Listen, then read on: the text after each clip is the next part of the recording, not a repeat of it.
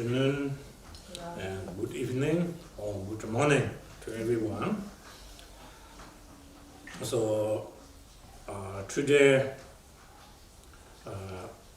topic is, which is meditation. So I taught already many times already. I don't have any special method and any how to say new thing to say. So most students already hear many times. All of you know what I say, what I teach always.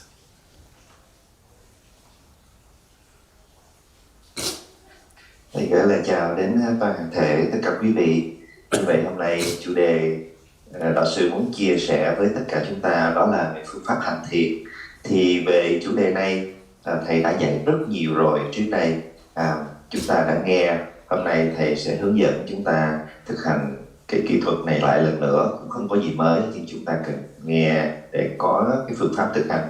Và các đệ tử đa phần thì chúng ta cũng đã từng nghe rồi. So however, when you learning Dharma, when you practice, or when you recitation, visualization, anytime, as I said, always, all of you, so which is very, very important. And with the generating bodhisattva mind, when you listen to Dharma teaching and contemplation and the meditation, so then always, which is virtuous actions and the beneficial to self, beneficial to all other sentient beings as well. So we taught generating bodhisattva mind, still, which is positive actions, but less get beneficial. So therefore, even you do short-term practice or long-term practice, which is a carry that motivation with the generating bodhisattva mind, so then that can automatically beneficial to self and beneficial to all other sentient beings as well.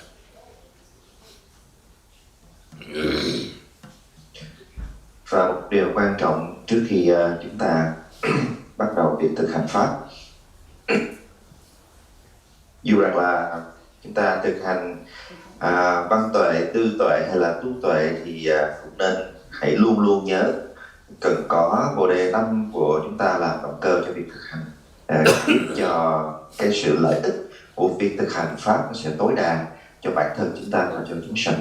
Thì khi mà mình đã thực hành pháp, mình thực hành thiện hành, bất kể là thiện hành nào, nếu chúng ta quên khởi phát tâm Bồ đề của mình thì lại là sẽ không có nhiều. Và dù chúng ta thực hành cái thời khóa mình rất ngắn hay là dài hơn thì luôn luôn nhớ rằng tâm Bồ đề cũng là cái nền tảng, có như thế cái lợi ích đem lại cho chúng ta sẽ viên mãn và hoàn hảo. So before when you practice, so in the past already we did many times that verse, and each time when you practice, which is very very important, short Guru Yoga practice. Short Guru Yoga practice, so that we recosting extraordinary blessings from unbroken lineage. When we receiving blessings, when you practice, so then result is totally different, you know. So therefore, very very important to we having receiving blessings, and then we practice. So more, how to say, significant and more beneficial.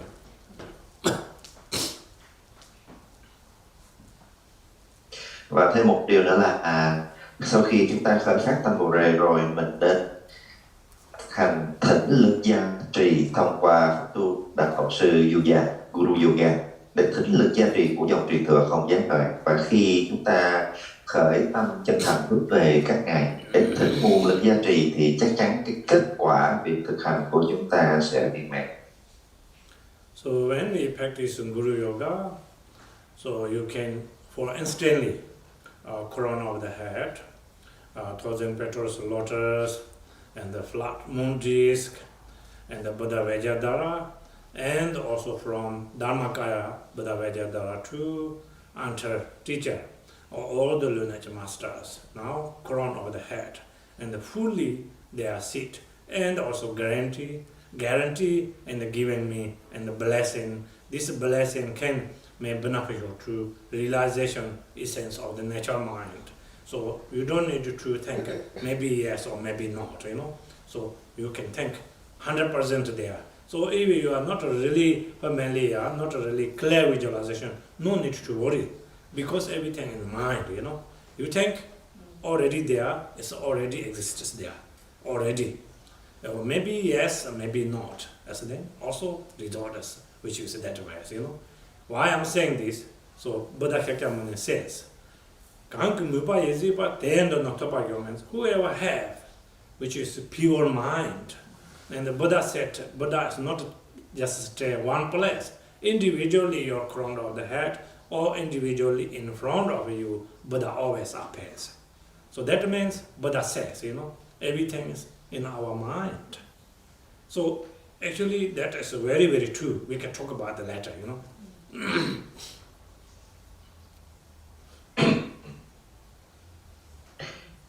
Và đối với kỹ thuật thực hành đạo sư Yoga, Guru Yoga, chúng ta sẽ quán tưởng nơi trên đỉnh đầu của chúng ta một đài sen, và trên đài sen là đài mặt trăng, trên đó xuất hiện được kim can trì, chính là tinh túy của đạo sư, cùng tất cả chư thổ dòng truyền thừa xung quanh. Và khi chúng ta quán được tập hội các ngày rồi thì mình sẽ thành tâm thỉnh nguồn lực gia trì, nguyện rằng các ngài hãy ban cho con nguồn lực gia trì để có thể chứng ngộ được bản tâm ngay trong thời khóa thực hành này. Điều quan trọng trong pháp hành này là chúng ta phải có niềm tin chắc thật, chắc chắn rằng chư tổ và đạo sư đang ngự trị nơi không gian trước mặt hoặc trên đỉnh đầu của chúng ta. Khi chúng ta có một niềm tin mãnh liệt và chắc chắn thì nguồn lực gia trì cũng sẽ rót vào trong tâm thức của chúng ta, đó là điều chắc chắn. Nếu chúng ta chỉ tính bán nghi thì cái sự gia trì cũng sẽ đi theo như vậy, nó sẽ không có đầy đủ và trọn vẹn. Vì chúng ta quán tưởng Đức Kim Cang Trì cùng chư tổ có thể là không được rõ ràng ở những cái thời gian thực hành ban đầu, nhưng điều đó không quan trọng. Quan trọng nhất là chúng ta khởi phát được một sự tín âm mãnh liệt vào sự hiện hữu của các ngài để ban nguồn lực gia trị cho chúng ta. Đức Phật đã nói, nếu ai thực tâm tin ta thì ta luôn ở bên người ấy. Như vậy tất cả mọi điều hiện hiện ở trong tâm trí của chúng ta, nếu chúng ta khởi được niềm tin, chúng ta sẽ có được nguồn lực gia trị của các ngài. So when we start prayer, we sing Padin Sovala Marumboche, Dake Chewa, Pemedengo, Kadin Chembogo Nejizon, Kosong Toji Mudo Tato So you can immediately visualization crown over the head, thousand petals lotus, and the flat moon disk. So you can recosting kind guru, compassion guru. So not like talk about the guru man say you can talk just like you and me, okay? So you don't thinking like myself. So you can thinking that inseparable all the lineage masters, inseparable with the Buddha Vajradhara. So when you thinking that, so then which is very pure, nothing is unpure, you know. So if you thinking just personally, like when I talk about the Guru Yoga, talk about the myself. So we are same ordinary form, ordinary beings. So may you can see many fault, you know. And when you happy, when you everything smooth, and may you devote it to me. And when I make something like unpleasant, and you unhappy, or then between we are crash, you know. So that is not pure devotions. So that reason, so always think about consider Buddha Vajradhara. Then Buddha Vajradhara, visualization, we never able to see any fault. And when we receive a blessing of the full of the blessings. Otherwise, consider if ordinary lama and then visualization crown over the head.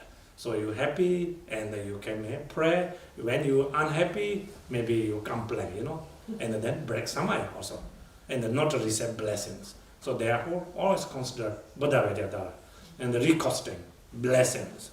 So after that, you can immediately, when we meditation, all the surrounded by Kaju lamas, Sacha lamas, Nyingma lamas, and the Gelok lamas, all the lamas dissolve into the essence of the Buddha Vajradhara, dissolve into the then one by another into the Buddha Vajradhara crown of the head. So during that time, then you can imagine, you know, like which one is your root guru. You can thinking now essence of the Lama Buddha Vajradhara, but looks like it's actually your Lama, you know. Then you can thinking not like Lama's angry or like very mean face, and you can imagine very loving kind, compassionately, and surrounded by and brilliant light, and they really rejoice and happy and undescribable blessings, that kind. So then after that, loving kind, compassionately dissolve into the light, and the light then dissolve into this we call center channel. We have mainly 3 channels. We can talk about the later, you know. And the center channel here dissolve into the center channel, then it will turn into light, you know. If you visualization solid lama, bone and muscle and blood have then very difficult to dissolution, you know. But this is represent of the light is shunyata. Dissolve into the shunyata dissolve into the shunyata, very easy. So into your heart, you can visualization your heart bring into the center of your body, and imagine that you can that shapes like egg concept into the here and heart. So now my body, speech, mind, and all the lineage masters, body, speech, mind turn into inseparable. And then you can thinking before you practice or during the practice time. So whatever all the lineage masters have blessing, compassion, knowledge, wisdom, I also exactly have the same.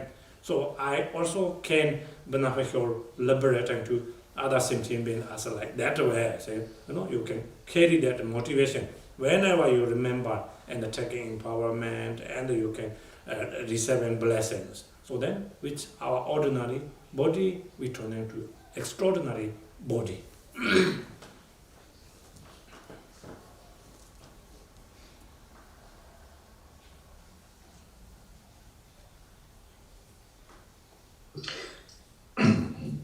Và thỉnh nguồn lực gia trì, thầy đã dạy nhiều lần và thầy nhắc thêm để chúng ta nhớ kỹ và nhớ sâu hơn. Đó là khi chúng ta quán tưởng nơi trên đỉnh đầu của mình, đài sen và đài tràng, trên đó xuất hiện đức kim cang trì bất nhị bên chữ tổ truyền thừa, cũng là bất nhị với đạo sư của chúng ta, thì mình sẽ khởi tâm chân thành bằng tất cả lòng thành kính hướng về Ngài để thỉnh nguồn lực gia trì. Và có một cái điều là khi mà chúng ta quán gọi là Đức Phật Kim Cang Trì bất nhị với đạo sư đó, nghĩa là chúng ta quán tất cả chư tổ truyền thừa, tất cả sự chứng ngộ của các ngài chính là hiện thân trong Đức Phật Kim Cang Trì.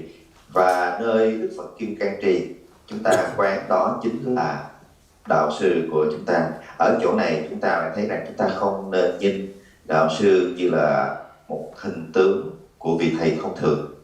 Tại vì khi chúng ta nhìn thấy thầy chỉ là hình tướng của một vị thầy thông thường thì chúng ta sẽ dễ gợi lên những suy nghĩ thầy cũng như ta, cũng như là con người, có những lúc vui lúc buồn, và như thế mình lại có cái sự bám chấp vào làm cho chúng ta tạo sinh những cái điều bất thiện nghiệp. Tại vì khi nhìn một vị thầy thông thường, nếu thầy vui thì chúng ta cảm thấy vui, nếu thầy có thì chúng ta cảm thấy là không vui.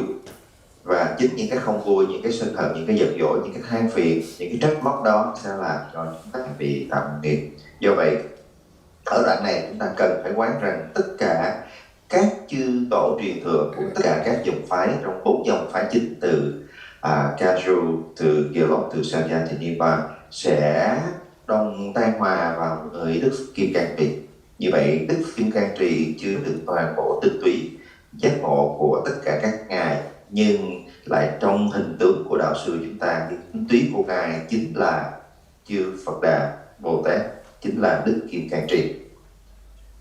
Và khi quán như vậy thì chúng ta sẽ thấy rằng là ngài sẽ chứa được toàn bộ tinh túy của sự giác ngộ. Tiếp theo chúng ta sẽ quán ngài vô cùng từ bi hiền hòa, và ngài tan thành luồng ánh sáng với một cái năng lượng của sự cực hỷ, của đại lạc, của sự giác ngộ. Thì cái luồng ánh sáng mà ngài tan hòa đó sẽ quán ở trong cảnh giới của tánh không, để nó hoàn toàn tan vào nơi kinh mạch trung ương của chúng ta. Thì chúng ta có 3 kinh mạch, ở giữa chính là kinh mạch trung ương.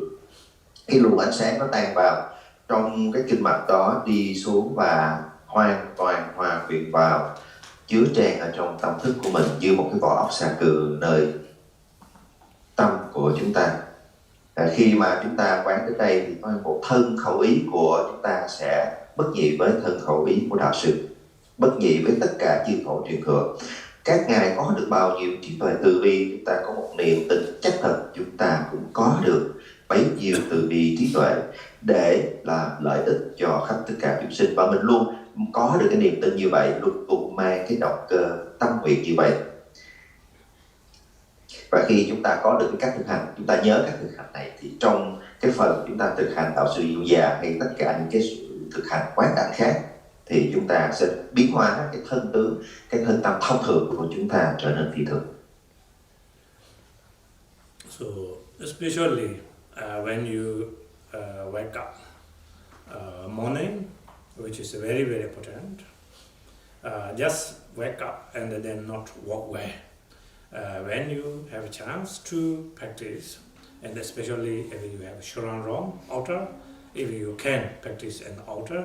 If you don't have altar, just even you can sit down in your bed, like 7 minutes, 7 minutes. Firstly, you can breathing out, and then deeply 3 times. You can little better exercise the body.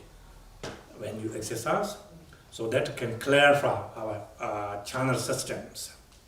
So then after that, as I said, Guru Yoga practice, 7 minutes, and then you can meditation and also requesting blessings. So when you have extraordinary devotions, so when you visualization, take empowerment, all the lineage masters inseparable with the Buddha Vajradhara, eventually you can feel, when dissolve into the light and dissolve into your heart. You can feel sensation of it, you can feel blessings. So when you every day practice that, daily your life, you can feel you are safe and you are blessed, whatever you do. And not so easy to, you frustrating, angry, and showing off emotions, because blessing, and that can. And then same time, after you finish, so you can thinking, oh, I have extremely lucky, because this evening when I went to bed, I have chance to wake up and I can practice, and that continually maintain my life into the Dharma. Whatever you have, you can enjoy, and then you can practice. So that can make you always more happy and really meaningful. Otherwise, sometimes we thinking ordinary life, ordinary beings. So we have like full of the money, very powerful possessions, and all those things we thinking is to make you happy, but not really, Like you have more power and you have more all these ordinary materials. So this can make you more stressful and more uncomfortable things. So therefore, that reason Buddha said, whatever we have, so you can realize, you can rejoice, you can analyze, So actually you can live your life as a really meaningful life, you can see. So actually that's really true, You can see there are so many different types of levels of people. Some noble rich, some average, and some so-so, some very poor. But whoever have a thinking positive mind, so you can see even their life maintain happinessly. So if you are noble rich, if you have so much greedy, self-grasping, you will never be happy, Always very stressful, always emotions, always very unpleasant. So therefore, that reason Buddha said, everything in your mind.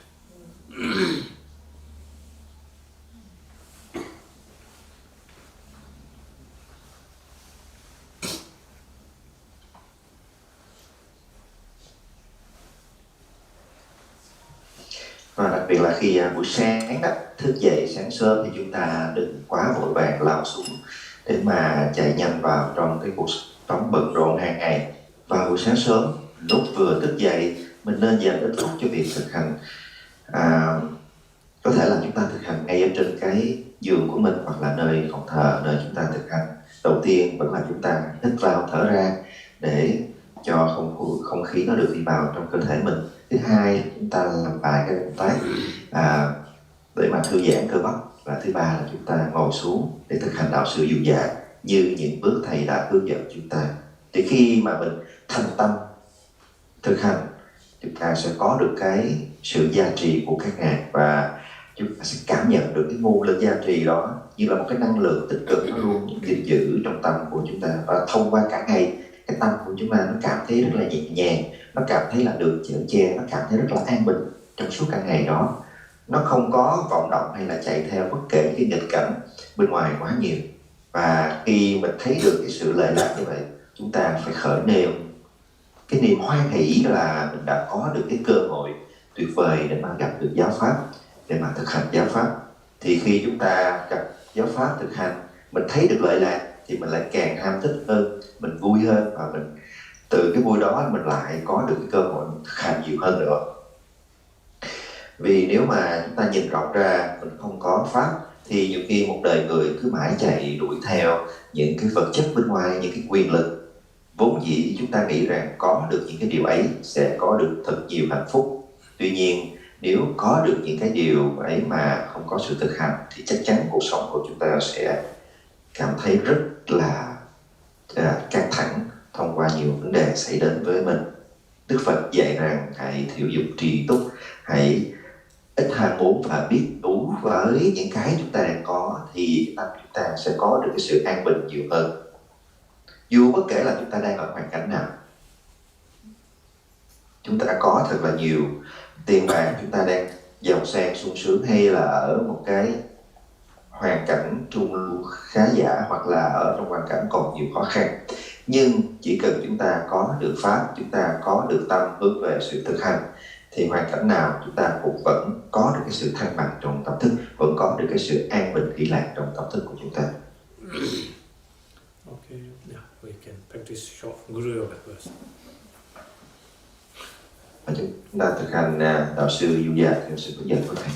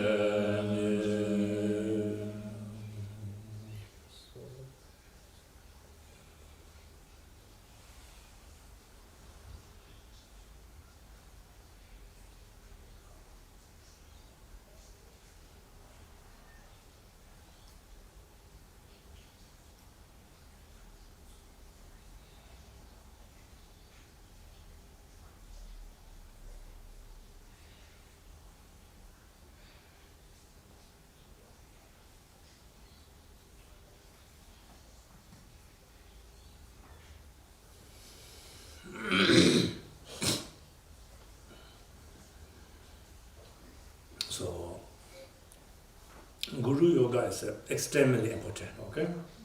So, when we practice, we got a result or not. That depends really in the blessings. So, without devotion, without compassion, very, very difficult to get a good result. So, firstly, without devotion, unable to receiving blessings, Without compassion, cannot able to purify negative karma. So therefore, these two things main key points when we practice Dhamma.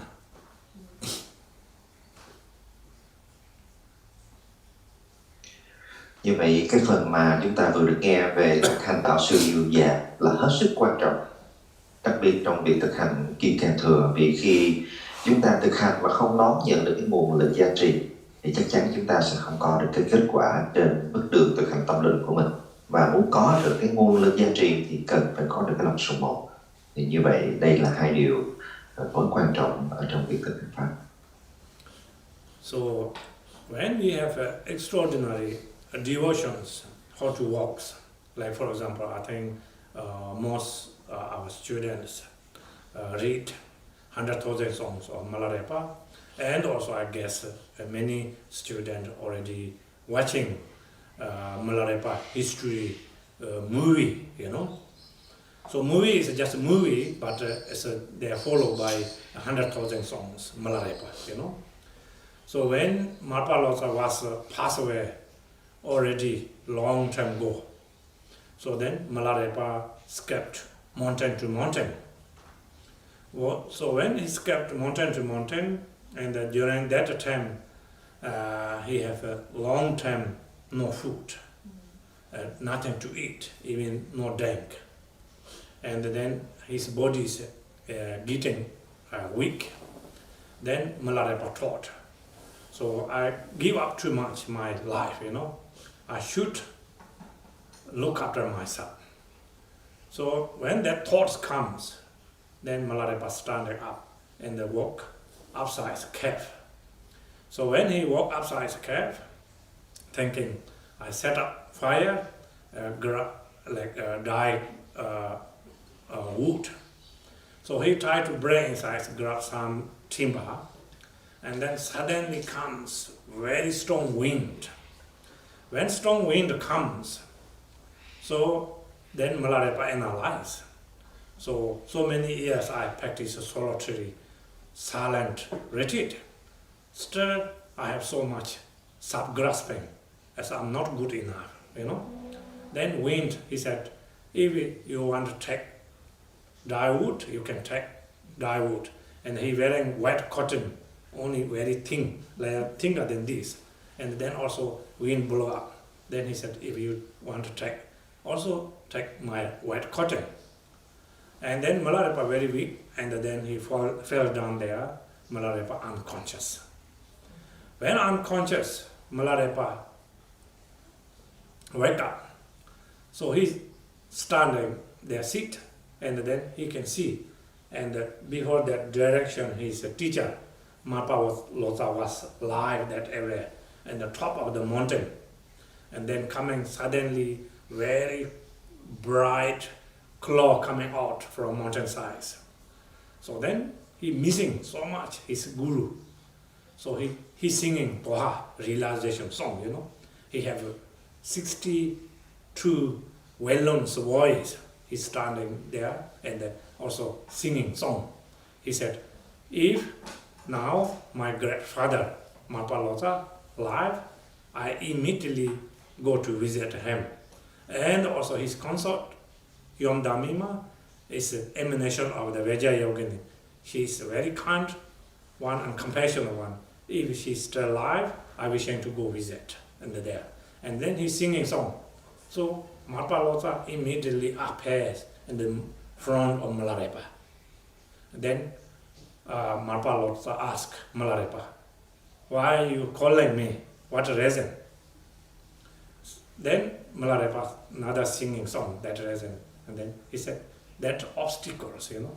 And also then same time he can able to receiving and teaching during that time Marpalosa. Marpalosa already passed away 30-40 years already that time. Still able to meeting, you know. So devotions extremely important. Not devotions just irrational, ordinary devotions, you know. So when we have extraordinary devotion, guarantee we can get that kind of result.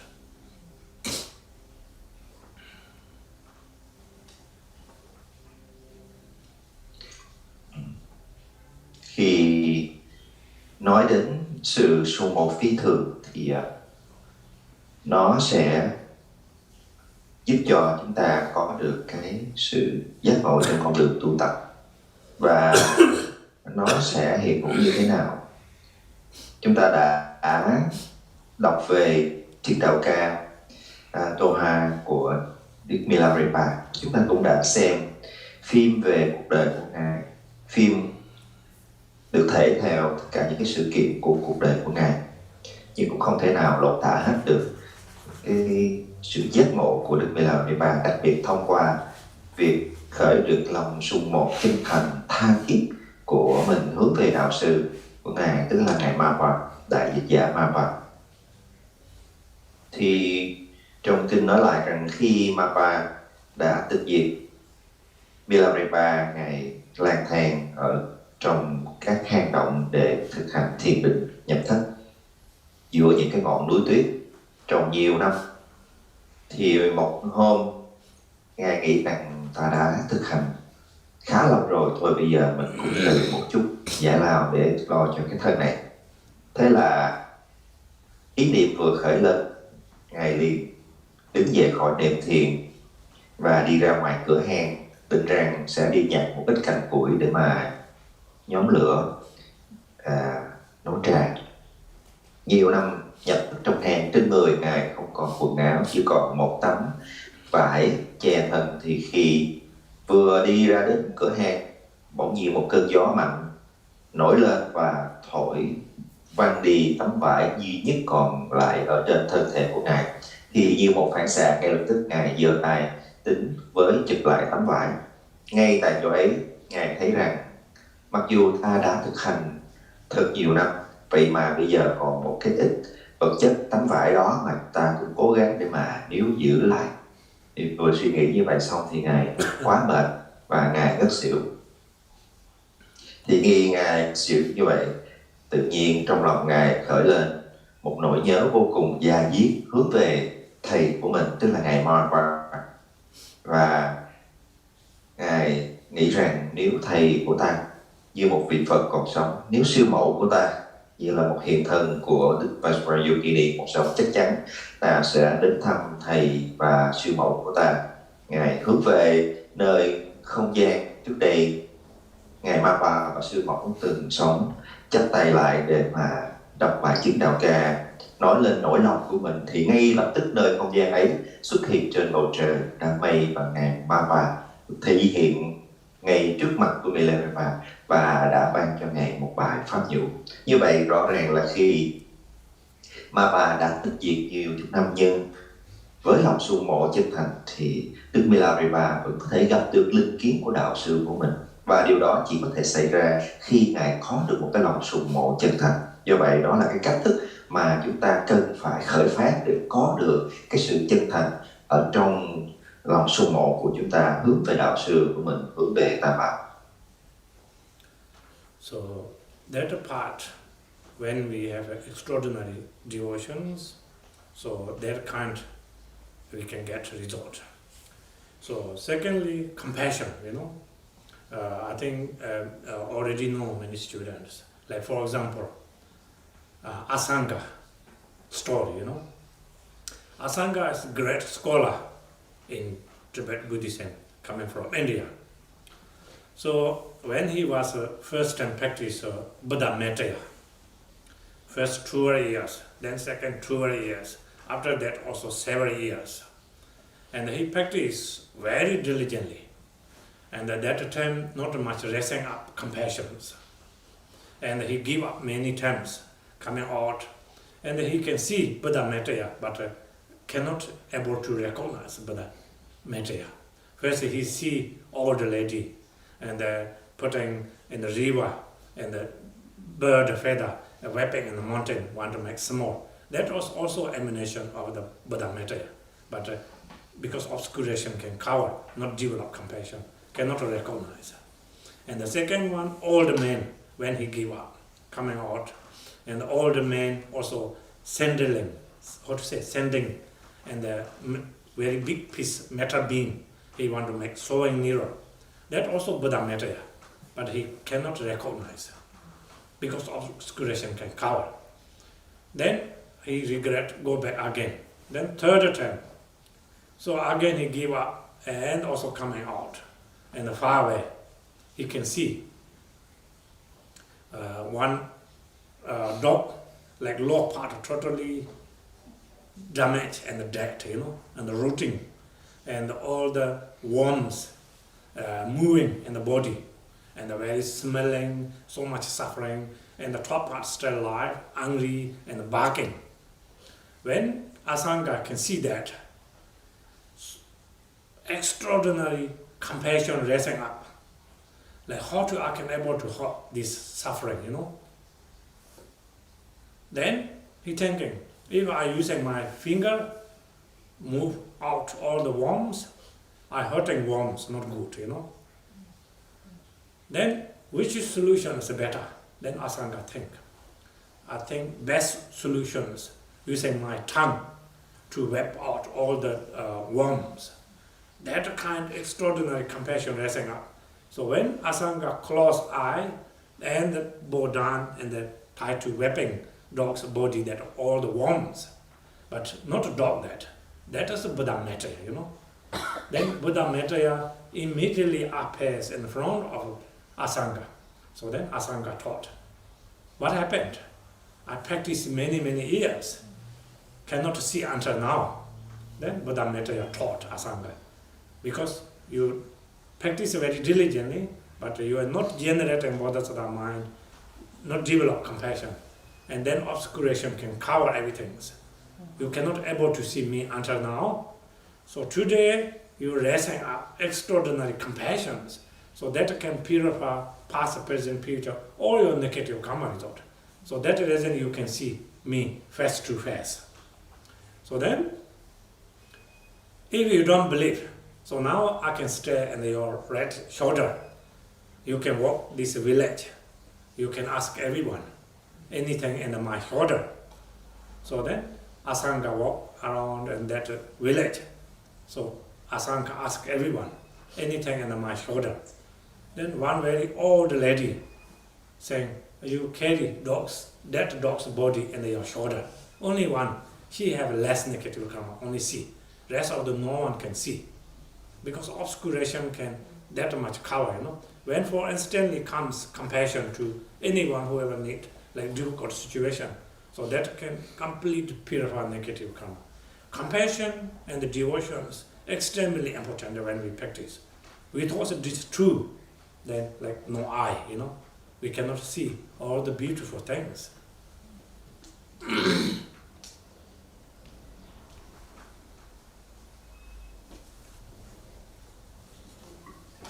Và như vậy đến một cái điều quan trọng thứ hai, thứ nhất đó là sự sùng mộ chân thành, và thứ hai đó là lòng từ bi.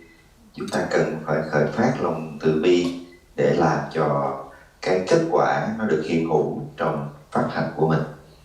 Thì khi mà nói về câu chuyện của lòng từ bi, thầy lại kể cho chúng ta nghe câu chuyện của ngài Vô Trước Asanga, là một đại học giả Ấn Độ thời bấy giờ rất là nổi tiếng.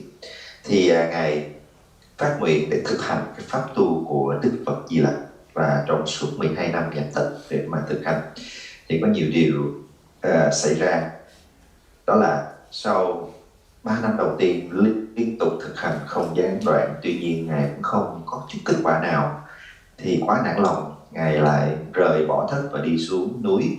Lần đầu tiên đi xuống như vậy thì gặp người phụ nữ đang dùng một cái cọng lông và mài một cái ngọn núi để cho nó mòn đi, để ánh sáng mặt trời có thể chiếu vào nhà bà ta. Lúc ấy không biết được người phụ nữ chính là Đức Phật Di Lặc hiện thân để hỗ trợ ngài vượt qua cái cảnh trên đường tu. Thì khi thấy hình ảnh ấy, ngài lại có thêm động lực và quay lại hang để tiếp tục thực hành. Thì khi trở về thất thực hành thêm một thời gian nhiều năm nữa vẫn không có được kết quả, ngài lại xuống núi lần nữa. Và khi lần này bỏ đi thì lại gặp một người đàn ông khác đang dùng một cái thỏi sắt rất là lớn mài cái thỏi sắt đó. Thì khi ngài hỏi, người đàn ông mới nói, ta mài cái thỏi sắt này để cho nó nhỏ lại thành cây kim để mà có thể mài phá. Ngài rằng là người đàn ông đi làm một cái việc thật là vô bổ, nhưng mà cái sự tinh tấn của ông ta thì đúng là không thể nghĩ bàn khi mà mài cả một cái thỏi sắt to lớn để mong nó trở thành một cây kim. Trong khi ta đang thực hành diệu pháp để đạt được cái sự chứng ngộ mà ta lại có thể bỏ đi như thế này. Thì ngài nhìn vào đấy và lại có thêm động lực trở về hang tiếp tục tu tập, và cũng không biết rằng người đàn ông ấy cũng chính là Đức Phật Di Lặc thị hiện để hỗ trợ Ngài trên con đường thực hành. Cho đến lần thứ 3, Ngài sau rất nhiều năm thực hành, Ngài một lần nữa lại đi xuống núi. Và khi Ngài trên đường Ngài đi xuống núi vào trong một thị trấn, thì gặp một con chó bị thương nặng đang nằm ở trên vệ đường, mà một nửa thân phía sau thì đã bị dòi bọ đứt khoét gần hết, và con chó cũng gần chết tới nơi, rất đau khổ, mùi hôi thối xông lên nồng nặc. Tuy nhiên ngay lúc ấy thì lòng từ bi của Ngài lại trao dâng trong tâm với một mong muốn phải làm sao để cứu con chó khỏi cái sự đau đớn của những con dòi bọ đằng đục này.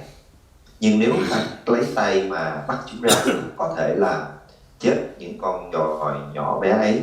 Do vậy Ngài quyết định là dùng lưỡi của mình để liếm từng cái con dòi nó ra khỏi cái thân của con chó.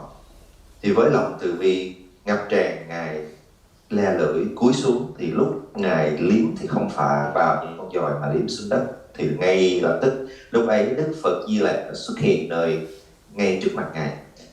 Và khi nhìn thấy dung nhan diện kiến được Đức Phật Di Lặc, Ngài đã hỏi ngay tại sao con thực hành Ngài bao nhiêu năm mà không thị hiện, mãi cho đến ngày hôm nay Ngài mới thị hiện trước mặt con. Thì Đức Phật Di Lặc nói rằng là con đã thực hành rất nhiều, tuy nhiên lòng từ bi không đủ để làm cho cái sự chứng ngộ của con nó đạt đến mức độ tột cùng. Hôm nay với học vừa rồi thì con đã tịnh hóa đi được tất cả những cái ác nghiệp ác chướng còn lại. Và khi những cái lỗi lầm ấy đã được tiêu trừ thì con mới có thể thấy được linh kiến của ta. Còn nếu không tin, con cứ cõng ta trên vai đi một vòng vào trong làng để hỏi xem có ai thấy được ta hay không. Đúng như vậy, khi Ngài vô trước cổng Đức Phật Di Lặc trên lưng, đi vào trong làng hỏi ở đâu rằng là có thấy ta cổng hay không, thì tất cả đều lắc đầu. Duy nhất chỉ có một phụ nữ già với cái nghiệp còn lại khá mỏng, thì bà ta mới nói ông đang cõng một con chó già chứ gì. Như vậy thì lòng từ bi và sự sùng ngộ phi thường là hai yếu tố vô cùng quan trọng, hỗ trợ và là nền tảng trên con đường tu để giúp chúng ta có được cái sự thành tựu pháp tu của mình. Không có từ bi và lòng sùng mộ là không có đôi mắt để mà chúng ta có thể thấy được cái kết quả, thấy được những cái điều đẹp đẽ. So, secondly, I like to explain why we need meditation. Meditation is extremely important. Generally, we have, and we call it Lu Tan, Sem, Lu means our body, Sem means our mind. So we are reborn, redied, beginning to until now. How many lifetimes we are reborn, redied? So we always concern our body. We never think about, never concern our mind, So all the miserable situation, suffering, experienced by actually on our mind. Our body is very much like guest house, So many different types, levels of guest house. 5-star guest house, 2-star guest house, 1-star guest house, We have so many types, different stars in our conditions. So from beginning to until now, if we caring our body that much, if we concerned and caring our mind, we are not longer suffering. So we are end of the suffering, end of the samsara also, But not, we don't do that ways. So we always concern our body, never consider, never thinking our mind. So that reason we always saying, my body, my possession, my material, my family, my country, my relatives, my family, always coming, my, When all those things comes, so create so much negative karma. And also this can making so much also suffering. So if that much we concerned and caring to our mind, so now we can, in order to use a meditation method, And when we practice meditation, we have also two different ways, Jegom and Jogom. Jegom means examiner, search. And Jogom means whatever you understanding, whatever you have, this object, without any searching, and you can focusing and the meditation. So only that can able to help us, our mind, contentment, and make a very calm and a very peaceful mind.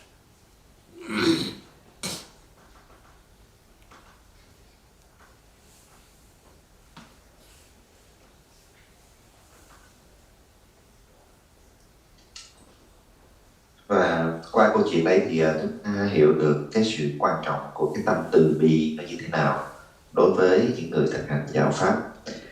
Và chúng ta có cái thân và có cái tâm. Nhưng mà từ vô thủy cho đến bây giờ, chúng ta đã tái sinh đi tái sinh lại không biết bao nhiêu lần. Nhưng mà hầu như tất cả các cuộc đời của chúng ta, đa phần những cái năng lượng hay những cái năng lượng của chúng ta đều dồn vào lo cho cái tấm thân nhiều hơn là chúng ta lo cho cái tâm thức của mình. Thân này chẳng qua nó cũng chỉ là một cái khách sạn, một cái cách ví von như vậy. Dù rằng cái điều kiện của thân nó là khách sạn 1 sao, 2 sao, 3 sao hay là 5 sao, 6 sao, nó cũng chỉ là một cái nơi trọ. Và cái tâm thức mới là cái sẽ đi theo chúng ta từ đời này qua đời khác. Tất cả mọi cái khổ nó cũng chính là từ nơi tâm thức mà xuất hiện. Thầy nói nếu chúng ta lo cho cái tâm thức của mình như chúng ta lo cho thân thì có lẽ giờ này tất cả chúng ta đã diệt đi gần hết những cái khổ đau và đến được với bến bờ an vui giải thoát. Thường thì đa phần vì lo cho thân cho nên chúng ta chấp vào ấy như là một cái ta mà gọi là chấp ngã. Cái sự chấp ngã nó ngày càng trầm trọng hơn, và không chỉ chấp ngã mà chấp luôn tất cả những cái gì mà chúng ta nghĩ thuộc về cái ngã đó, mà trong đạo pháp gọi là ngã sở, chẳng hạn như tài sản của tôi, nhà cửa của tôi, gia đình của tôi, người thân của tôi, vân vân và vân vân. Như vậy thì những cái điều chấp ngã đó về lâu về dài nó lại càng làm cho chúng ta tạo thêm nhiều nghiệp và giữ chúng ta lại ở vòng sinh tử luân hồi. Do vậy nếu chúng ta thật sự muốn có được sự giải thoát, chúng ta hãy lo cho tâm thức của mình thông qua các pháp thực hành, và đặc biệt là pháp hành thiền mà thầy hướng dẫn chúng ta. Thì đối với hành thiền chúng ta có hai phương pháp, là một cái phương pháp thứ nhất là nghiên cứu để đọc hiểu về kinh điển, và thứ hai là đưa tất cả những phương pháp đó vào ngay trong cái pháp thực hành yoga. Thì khi chúng ta áp dụng những cái phương pháp thực hành này, chắc chắn rằng là nó sẽ giúp cho tâm thức của chúng ta sẽ được cải thiện, nó giúp cho tâm thức chúng ta có được an bình, có được ý lạc và có được hạnh phúc. So, if we are intelligent, if we are smart, so most important is really taking care, concern to our mind, not much our body, Body we can take care easy. Like for example, if you every day concern to your body looking good, and then go every day, and maybe every week once time, and the beautician, like all the wrinkles move, black dots move, every day like shining. Your gray hair turning to also black hair. And when you are 80, 90 years old, still your 30 teeth is very bright and very tidy. But when we died, that cannot able to help our mind, And I think that can make it more aggressive and more anger and more attachment. And like if you taking care of your mind, like I can like throw you, for example, when I was last time in Nepal, next to monastery, there everybody throw rubbish and dump. When we are normal, we cannot able to handle, in Nepal, generally dirty, but also extremely smelling. And next to that dump, one Lama, he was living there. He's not wearing monk's robes, but just very enjoy. I know he's a good practitioner, you know. Morning he wake up from there, then go stupa, and then practice. If ordinary people cannot able to handle that smelling and dirty and so many ruins, you know, glass there, but no bother him. He constantly morning go to stupa, night time come back to his have small metal shed, you know, and he stay there. But when he pass away, everybody can see. And the top of his metal shed, so many different types of colors, rainbows. And then some people are smart, you know, they take his body, he have no family, no relatives, take cremate into the cemetery. All this big bone, you know, that some four arms image, some red some 1,000 arms can see very clearly picture coming. He doesn't care his body, he care his mind, you know. Then all those miracle things comes. So only miracle making by really we practice very seriously, that way, you know. But our ordinary perception, our ordinary mind, unfortunately, we don't know how to take care of our mind. We only concern to our body.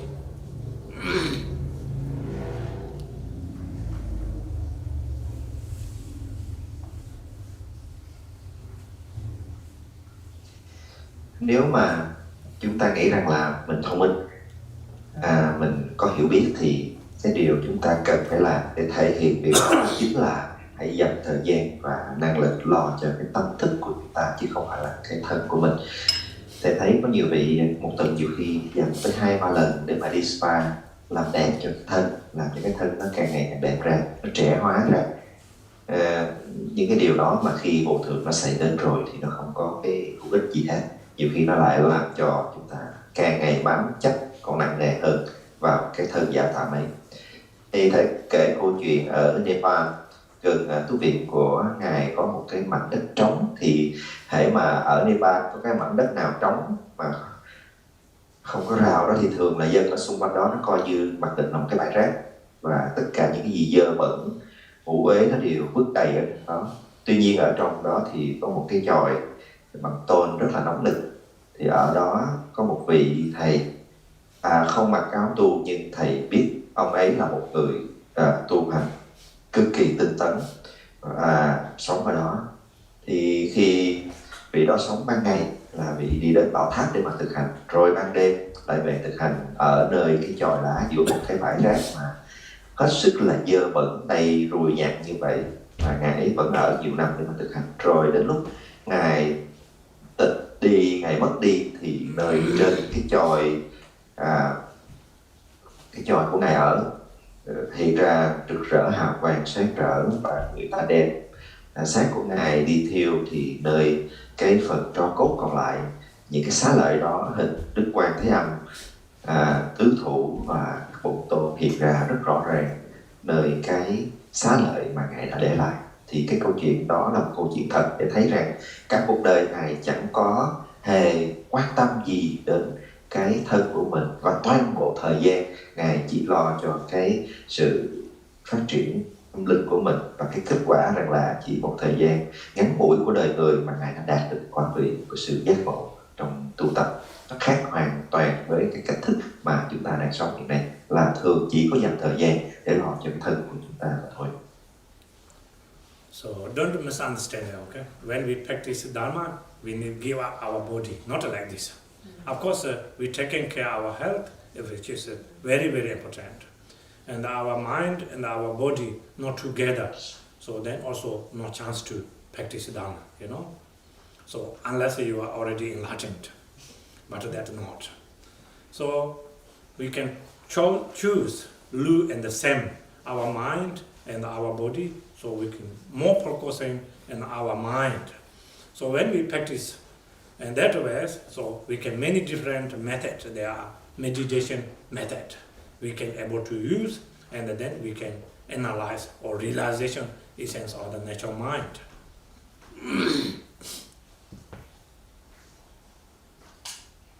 Ý của thầy đây là chúng ta không phải hãy đi tu là chúng ta vứt bỏ cái thân của mình mặc sao cũng được, mà chúng ta chỉ cần làm sao chăm sóc ở cái mức độ vừa đủ để giúp cho cái thân có được sức khỏe khỏe mạnh. Thì vì có được cái thân thật khỏe mạnh thì chúng ta có thể thực hành được, chứ chúng ta không phải là dành quá nhiều thời gian để mà chăm chút để cho cái thân này càng đẹp lên. Và khi chúng ta thực hành thì đặc biệt là thông qua pháp hành thiền, thì cái việc hành thiền này là cái việc giúp cho hữu hiệu nhất, làm cho tâm thức của chúng ta sẽ ngày càng phát triển. So when we practice meditation, early as I mentioned two different ways, Jegom and the Jogom. Jegom means and the examiner, like even when teacher giving a teaching. So whatever you have a doubt, you can search in a book. This time even you can watching on the YouTube. There are many great teachers teach. You can listening and compare to, and then you can practice. Jogam means and whatever you learning from your teacher when you practice that jogam. So that time you don't examine. Whatever you understanding, you can using this object, and then you can focus on concentration. This is called jogam, jegam and jogam. Đối với phương pháp hành thiền thì có hai cái phần được phân ra, đó là Jegom, tức là chúng ta sẽ lắng nghe giáo pháp, chúng ta phân tích rất là kỹ lưỡng, mình nghiên cứu đi nghiên cứu lại, mình so sánh, rồi tìm thêm những cái môn khác để mà có thể có được cái hiểu tường tận hơn về cái điều mà đã lắng nghe, và nó sẽ cần một thời gian rất dài để chúng ta làm cái việc đó, rồi sau đó mới đưa vào thực hành. Còn Jogam là chúng ta sẽ nhanh chóng đưa ngay cái đề mục mà chúng ta vừa được nghe, vừa được nắm bắt vào ở trong việc thực hành. Beginning, when you practice beginning practitioner meditation, don't do too much jegom, because if you too much academic, if too much searching, so then this can make more confusions. Very difficult to you can concentration and practice. Whatever you receive, whatever you understanding, using this method, and then try to you can build up concentration.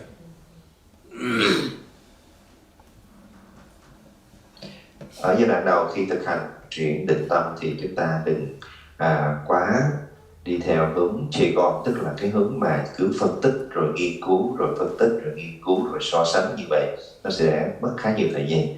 Chúng ta hãy sử dụng cái phương pháp Jogam, nghĩa là đưa ngay cái đề mục, đưa ngay cái pháp hành. Khi chúng ta đã thọ được pháp hành, mình hiểu được như thế nào, mình đưa ngay vào trong thực hành, và từ thực hành đó chúng ta sẽ hiểu ngày càng sâu sắc hơn. So only you practice in jogam, also non-practice jegam also not really good, and the lack of the understanding. So then very difficult to you can how to say develop, progressing. Like for example, I think I taught that story many times also. When we talk about the 7-point Vairochana posture, so if you are not receiving instruction direct from teacher, if you follow only book saying, and the third gestures, Pumba Goshotra Jang, like, so ego is landing in the ground, like saying in the text. So then you don't know. And then one Lama also giving meditation teaching. And then one also student follow just book, have not particularly follow teacher. So then that teacher, student asked teacher, and when she met that Lama, said, I practice meditation. One part is very difficult, she said. So then he asked, what part difficult? So when I practice 7-point Vairochana posture, so they're saying, like ego is landing on the ground, that gesture is very difficult. Then he asked, how do you practice? So she said, when I practice this method, like I do shoulders like this, and I stay. She said, oh, so pain, very difficult. So then Lama explained it. So not like this, you sit, your shoulder a little bit bend behind, not like hanging up that way. And then she's very happy, and then after that follow that Lama, If we follow just a book, and then turn into like this. Như vậy khi mà bước vào việc thực hành đó thì chúng ta thực hành cho con, nhưng mà cũng không có nghĩa là hoàn toàn chúng ta bỏ qua chê con. Và nếu như vậy chúng ta chỉ thực hành mà không có dành thời gian để mà chúng ta tìm hiểu thêm thì cũng rất là khó để chúng ta đi xa. Và nhiều khi nó lại cũng có cái sự hiểu lầm trong pháp hành. Thầy đưa ra cái ví dụ đó là về cái việc thực hành ngồi thiền, bắt đầu bằng tư thế ngồi 7 điểm luyện tâm. Thì trong cái phần thực hành này có một cái vị đệ tử không có đi theo một vị đạo sư mà chỉ đọc những cái hướng dẫn thông tin ở trên trang mạng hoặc là trong sách thôi. Thì cho đến cái một hôm đó là cái vị La Mã hướng dẫn thực tiễn thấy cái vị này ngồi ở một cái tư thế hành thiền rất là lạ, là chân xếp bằng nhưng mà hai tay lại vươn thẳng ra ngoài. Thì khi mà thấy như vậy thì cái vị này mới hỏi rằng là liệu rằng là thưa thầy là con thực hành như vậy có đúng không? Tại vì con đã đọc rất là kỹ, con thực hành rất là nhiều trong sách. Tuy nhiên là ở cái phần hướng dẫn thứ 3 thì nói là tư thế như là một con đại bàng vừa hạ cánh xuống mặt đất. Thì với cái tư thế ngồi như vậy, hai tay cũng dang ra giống như cánh chim đại bàng thì nó quá là mỏi đi, không thể nào ngồi lâu được. Thì vị đạo sư Từ Tốn nói rằng là không phải là như vậy, mà là con phải thực hành như thế này, thế này và thế này. Thì sau khi đã hướng dẫn cái cách thức thực hành và cái tư thế ngồi đúng rồi thì lập tức là cái vị đệ tử đã cảm thấy có được cái sự an lạc và cái kết quả ngay ở trong pháp hành. Và từ đó là vị đi theo cái vị thầy để mà thực hành cái pháp tu hành thiền. Như vậy thì chúng ta thấy rằng nếu thực hành mà chúng ta thiếu đi những cái sự hiểu biết trong pháp hành và không theo một đạo sư thì nhiều khi ta gặp phải những cái sự ẩm trên cuộc đường. So when you using this true method, Jagong and Jogom, when you practice meditation, so gesture extremely important. If you can, your body flexible, having not any problems, meditation seat, much as you can, comfortable, not too soft, not too hard. So if your body condition, you cannot able to sit down on the floor and the sit meditation gesture, so even you can sit in the chair, but you can make body straight, not bend, not leaning to wall.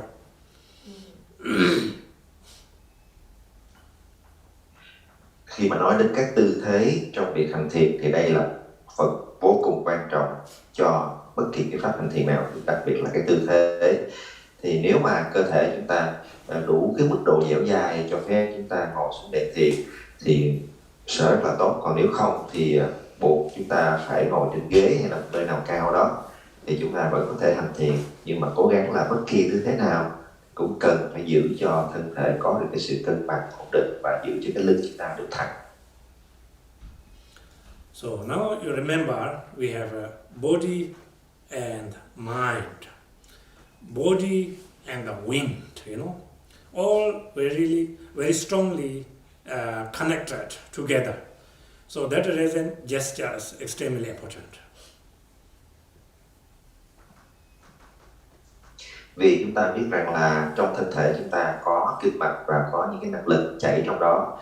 Tâm thức chúng ta cũng vậy, nó cần phải dựa vào những cái điều này. Do vậy cái tư thế của cái thân khi hành thiền luôn luôn là điều tối quan trọng hàng đầu. So when you sit meditation gesture, we call the 7-point Vajrayana posture. So firstly, if you can, as a legs cross Vajra posture, like Buddha Shakyamuni, you can see in the present Buddha. First one. Second one, you can hand put together in your lap, and the two big thumbs joined together here, like Buddha Amitabha stand meditation gesture. Third one, body straight like arrow, not like bend right sides, left sides, behind and front, just straight. Fourth one, shoulder bend a little bit behind, not too much, otherwise you aching your back, little bit. Fifth, head little bit forward and front.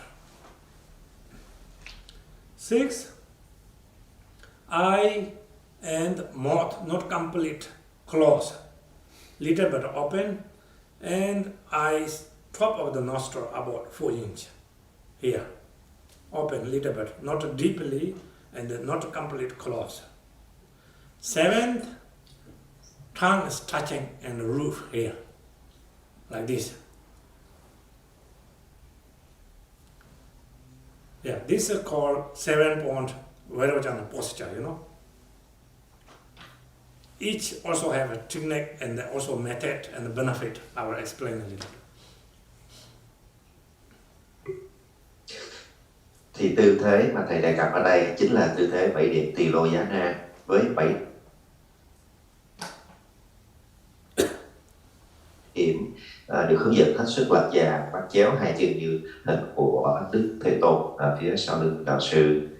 Hai tay chúng ta ngửa lên đặt nơi chân và tay trái đặt dưới, tay phải đặt trên, hai ngón cái chạm vào nhau. Thứ ba, giữ thân thật là thẳng, không có ngửa ra mặt sau hay là nghiêng tới đi trước. Thứ tư, hai vai chúng ta hơi kéo ngược ra mặt sau, kéo nhẹ ra mặt sau để giúp cho cái thân nó được thê thẳng. Thứ năm, đầu hơi cúi nhẹ về phía trước.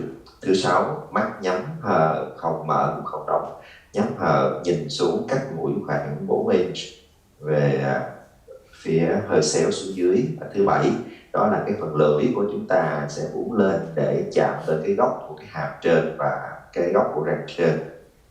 Tất cả mọi cái tư thế này nó đều có những cái lợi ích, lợi lạc mà thầy sẽ giải thích cho chúng ta nghe. So first one, when we legs cross with a Vajra posture, so that's significant. So all the weekend negative energy, negative channel systems block because when we crossing legs, you know.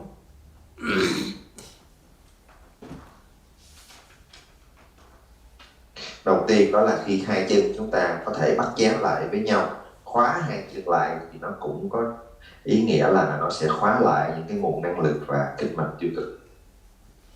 And secondly, when you put two hands together, right as on the top, left as on the bottom, touching and the two thumbs together, so that can also make beneficial to less confusions.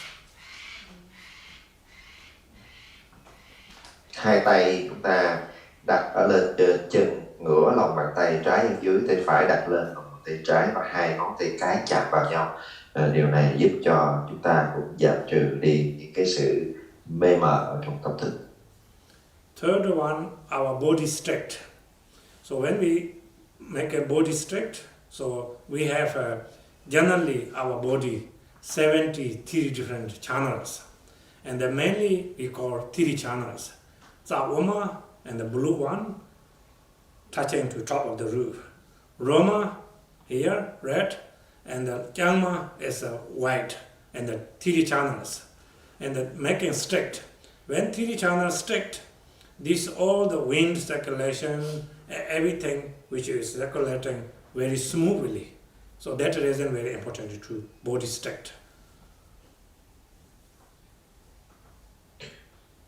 Tiếp theo, thứ ba đó là thân chúng ta cần phải giữ thẳng, tại vì trong thân mình hàm chứa 73 hệ kinh mạch quy tụ chủ yếu trong 3 cái kinh mạch chính, là kinh mạch trung tâm ở giữa và 2 kinh mạch trái phải hai bên. Thì khi chúng ta giữ được cái thân thẳng thì cái kinh mạch chúng ta cũng nương theo đó mà thẳng thớm theo. Và khi kinh mạch thẳng thì toàn bộ những cái năng lượng gió ở trong kinh mạch nó được lưu chuyển thông thoáng và thẳng thớm, dẫn đến tâm thức của chúng ta được cũng sáng tỏ và rõ ràng. Fourth, yeah, shoulder bend little bit behind, so that can able to help also this ignorant attachment and this all the system channel will be blocked and also wisdom channels open, and the head and the shoulder together.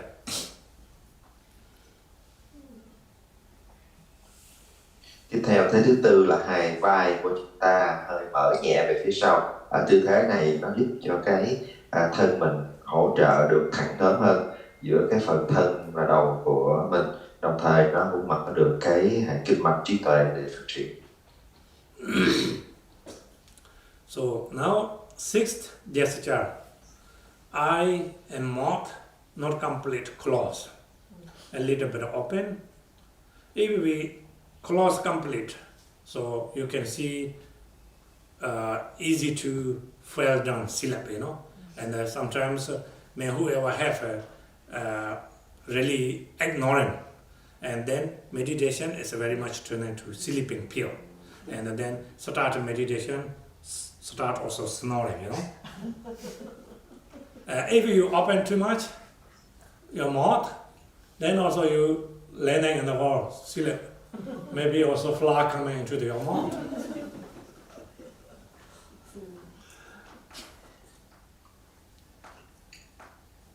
Và phần thứ tư, thứ năm là vai và đầu chúng ta thì có chung một cái tác dụng là khi chúng ta mở vai ra và đầu hơi cúi lại thì nó sẽ khóa đi những cái kinh mạch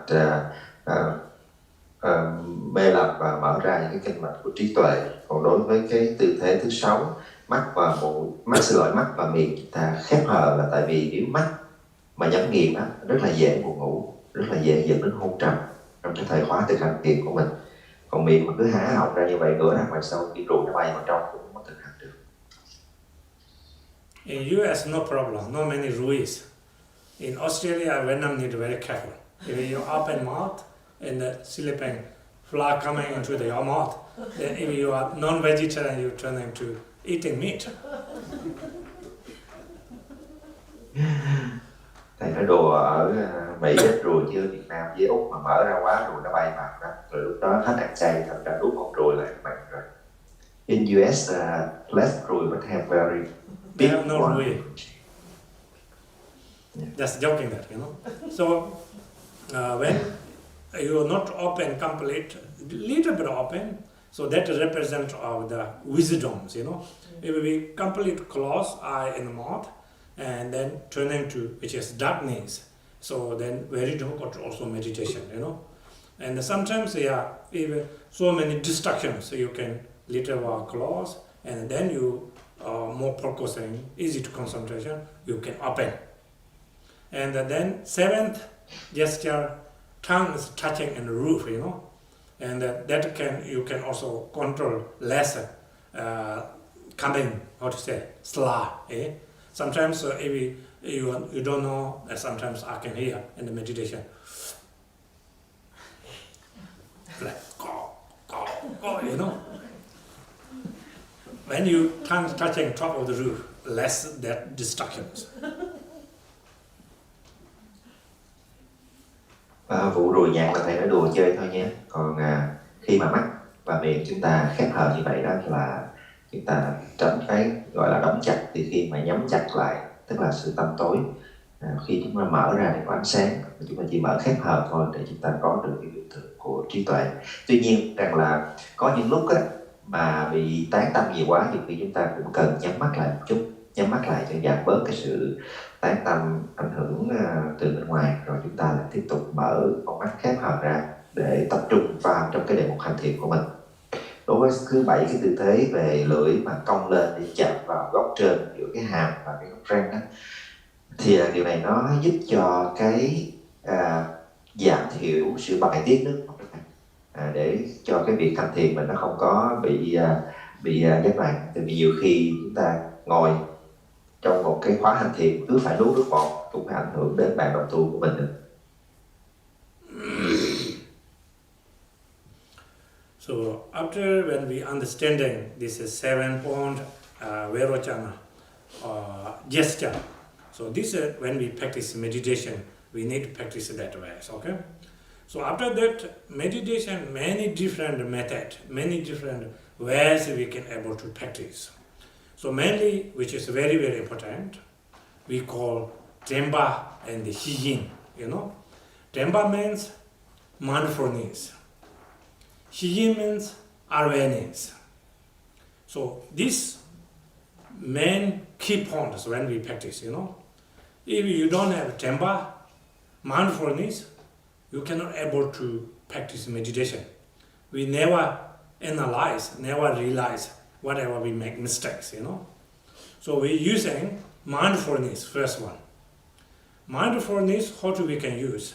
So daily your life, morning to evening, we're using mindfulness. mindfulness, not just like you sit down and the meditation, Whatever your thoughts comes in your mind, doesn't matter, good or bad. Even you talk, even you start open your mouth, you can use mindfulness. So when you mindfulness, practice every day, so then that can build up also awareness. Whatever you do, you recognize, Normally we don't have mindfulness, then awareness never realize. So when anger comes, even you hold a knife, nearly hit someone, not recognize, anger is so dangerous, So if we have mindfulness, we can able to recognize. And then, incorrect one, we can make in order to correct ways.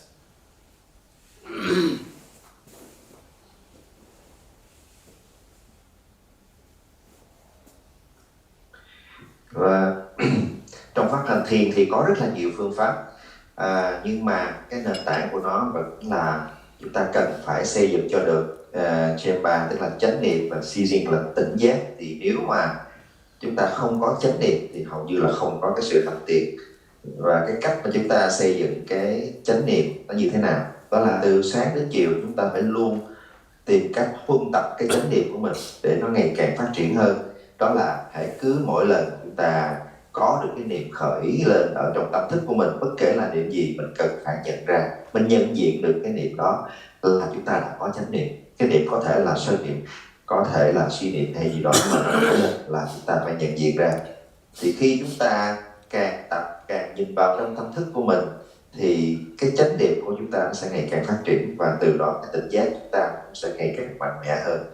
Nếu mình không có tập theo cách thức này đó, thì khi bất chợt có một cái điều gì đó nó đến làm cho chúng ta nổi cơn sân giận lên, thì khi mà sân giận lên mà chúng ta không có cái thói quen nhận diện ra, thì ngay lập tức chúng ta sẽ bị nó lôi theo để dẫn đến hành xử là tổn thương đến người khác. Đó là cái sự nguy hiểm khi chúng ta không có chánh niệm. So, how to walk? Like, for example, if we have a mindfulness, so you are living in the farm, you are, how to say, a yak guide, or sheep guide, or goat guides, whatever you have, animals, So when you have skillful, when you have mindfulness, our mind, delusion, confusion, anger, emotion is like all the other animals, So our mindfulness is like guide. So when morning you release from farm, all the yaks, sheep, goats, whatever you have, animal. So if you have mindfulness, you keep an eye, not let go every directions. You can try to bring always with mindfulness together. Then evening, when you bring back to home, so easy, not lost any yaks and the sheep and goat or horse, You can easy to bring home and very safely without missing anything. So as now we are Dharma practitioner, we need to watching on our mind using awareness, mindfulness. We keep in watching. So then, no matter what distractions, confusions, delusions, anger, emotion comes, so not let go beyond that. We can recognize using mindfulness. And then we continually practice.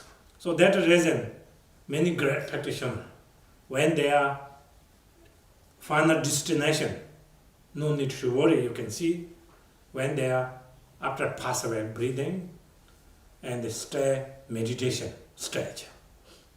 Very calm, very peaceful, and even before leaving the condition, it's a dying condition, much better, face more bright, and more calm, more peacefully. Because that mindfulness build up concentration and not letting, taking over distraction, confusion, delusion, thoughts. So that reason very important too, we need to practice meditation.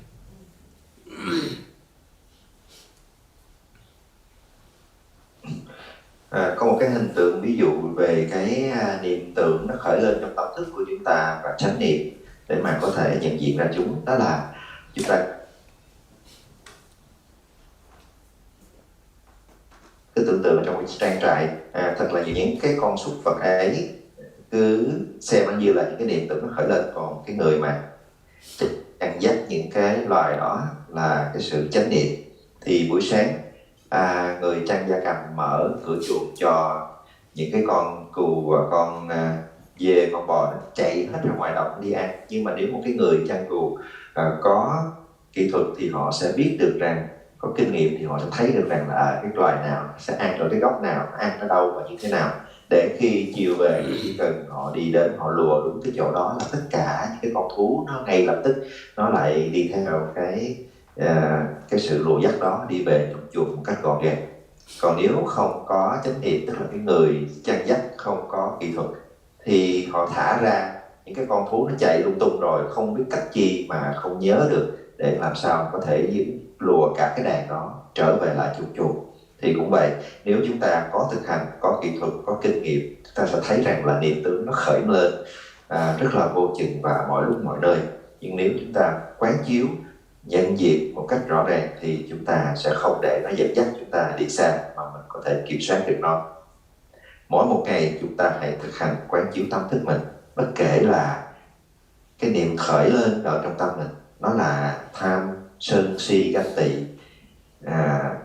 hay bất kể là những cái niệm nào, thì chúng ta chỉ cần quán chiếu, nhận diện ra nó, cứ thực hành như thế. Và chính cái sự thực hành để mà nhận diện ra tất cả những cái niệm tưởng, nó đã tạo ra một cái chánh niệm, nó xây dựng cái chánh niệm, và từ đó nó xây dựng cái sự tỉnh thức trong tâm mình. Các đạo sư đã thực hành như vậy, đã đi trên con đường đó và cuối cùng đạt quả giác ngộ. Và các ngài đã đến trong một cái chết hết sức là an bình, tái sinh như ý và nghĩ lại. So last couple of months, actually we already given teaching these 37 steps, Bodhisattva's ways. So they are also Muchitomi mentioned, you know, which is Tenshi Jiwi Nimbu Tsungzone Chaso Nyomong Tambo Jimata Bonjom Sepa Jaselale, which means Temba and Shijin, mindful and awareness. And whatever thoughts comes in our mind, we need to, in order to mindfulness and awareness, we need able to use.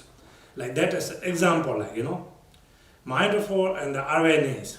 Like for example, they're holding knife, and if you break like how to say any kind of law, and you holding the which is hot oil, and your hand. So this mindful and awareness, like holding very sharp on the knife.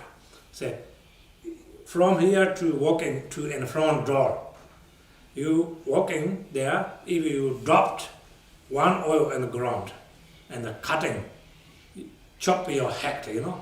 If saying like this example, so how you be mindfulness? You cannot able to adopt, you know, cannot able to adopt. So now if we don't use mindful and awareness and the daily our life practice, if we make mistakes, so that can make cause of a result, rebirth and the three low wrongs and so much suffering. So we can think like example that ways we need in order to practice.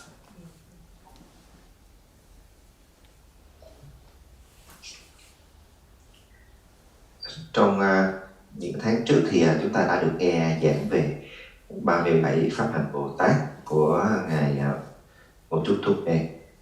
Trong đó có đề cập đến cái sự quan trọng của việc thực hành chánh niệm và tỉnh giác. Để chúng ta phải làm sao mà mình có thể nhận diện ra được tất cả những cái vọng niệm nó khởi lên trong tâm thức mình. Cần phải có cái sự chú tâm như vậy.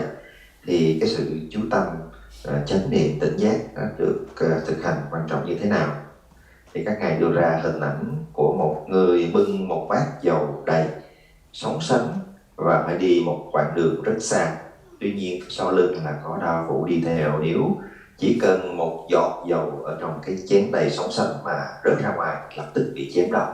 thì chúng ta sẽ thấy rằng là để giữ được mạng sống, người đó cần phải tập trung toàn bộ cái tâm thức của mình vào trong cái giấy dầu đó như thế nào, để giữ cái chánh niệm luôn luôn thường hàng như thế nào để tránh cho cái giấy dầu không phải bị sánh ra ngoài. Thì cũng vậy, trong cuộc sống chúng ta cũng cần phải có được cái sự chánh niệm trên mọi cái vọng tưởng ở trong tâm thức của mình để tránh cho chúng ta phạm phải những cái ác nghiệp không hay. So without mindfulness, very, very difficult, you know. So even that Mochitommi said, when without mindfulness, so when no matter all this pháp defilement comes in our mind, we always keeping and not pushing.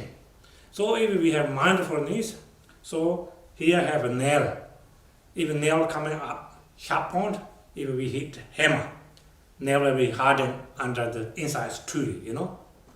So when we have mindfulness, when this all the pháp defilement come to in our mind, so we can use antidote, you know. Like for example, attachment comes, or attachment is not good, you know. When we use an antidote, and then we can also put it down. When anger comes, so anger is not good. Anger can hurt myself, anger can hurt others. And we use an antidote. Also we can put it down.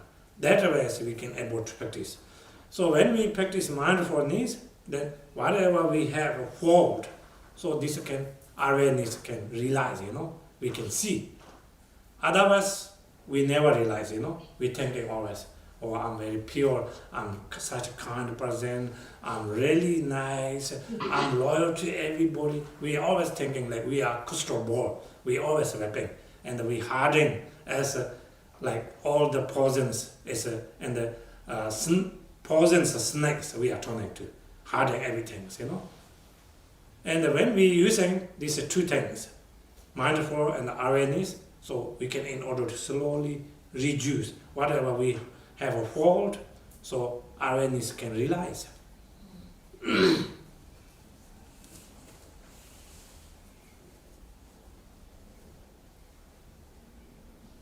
Và nếu mà chúng ta không có chánh niệm như Ngài Thục Mê nói rằng thì thật là nguy hiểm, tại vì lúc đó những cái ác niệm nó lại thoải mái tung hoành trong tâm thức của mình.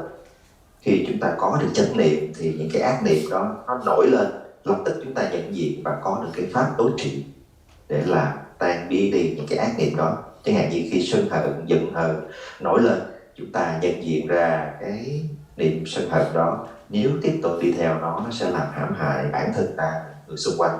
Mình sử dụng những cái pháp đối trị đã được học để mà hóa giải đi cái sân hận đó. Giống như là ta đang cầm sẵn cái búa mà hãy định nó trồi lên, chúng ta có thể gõ vào để mà đóng nó lại trở lại mặt bàn, không để nó trở thành một cái chướng ngại ở trên cái mặt bàn. Thì tất cả những cái ác niệm nó nổi lên cần phải có được một cái pháp đối trị ngay lập tức ở trong tâm chúng ta.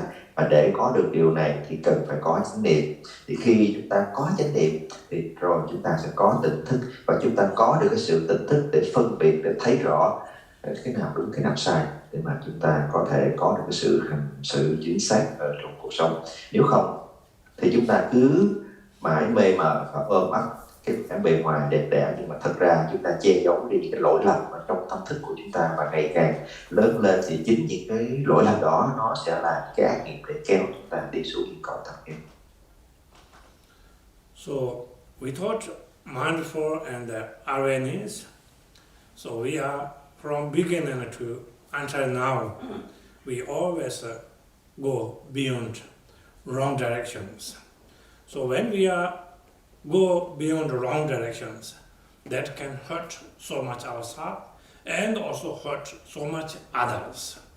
So now when we understanding this method, we can use this method, and which was incorrect, we can make it correct.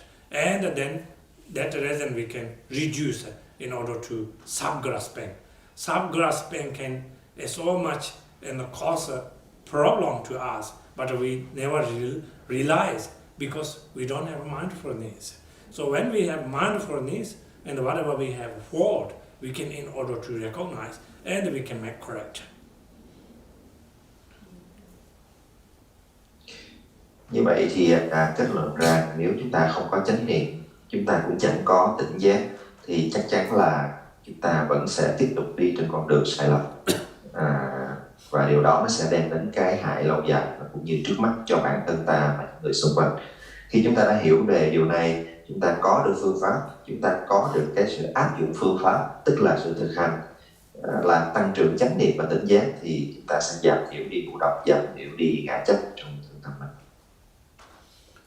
So mindfulness, don't misunderstand it, only just like when you join the practice time, you know. So we are practice or stretch, or we are not practice stretch. So if you have mindfulness, so definitely you are best person. You're not hurting other beings, and not letting misunderstanding, and you can do whatever you do. Everything is which is correct ways. Without mindfulness, then we always hurting other people, letting misunderstanding each other, and let only other people always, you know.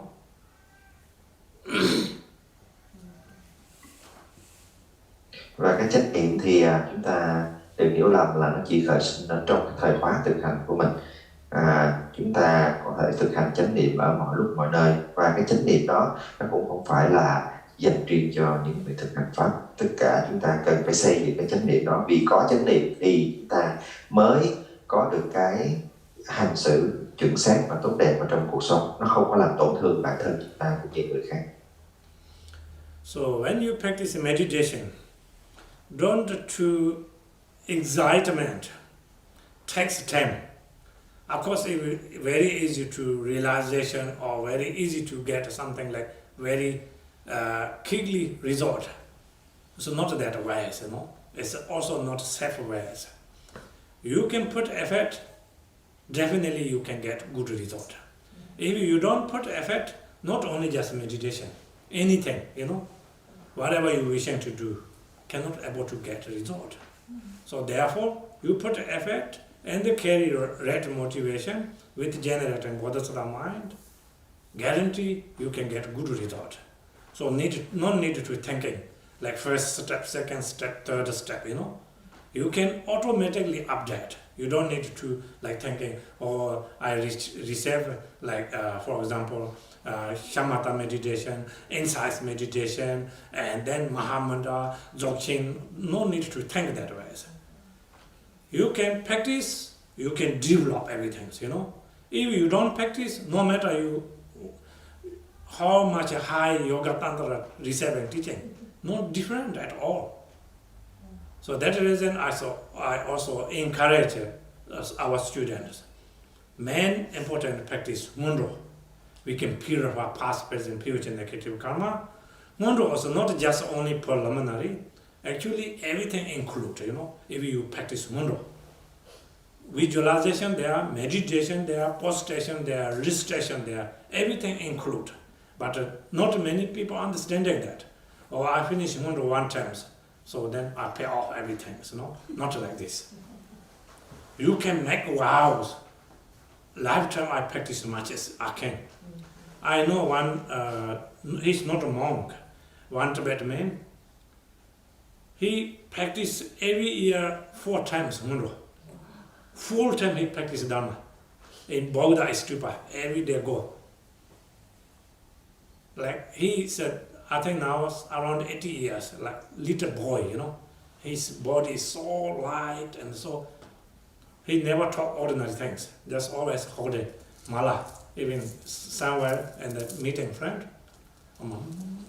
just like this, you know. So inspiring practitioner means like this way, you know. But most practitioners always like to chit chat, and that this can bring so many things, you know.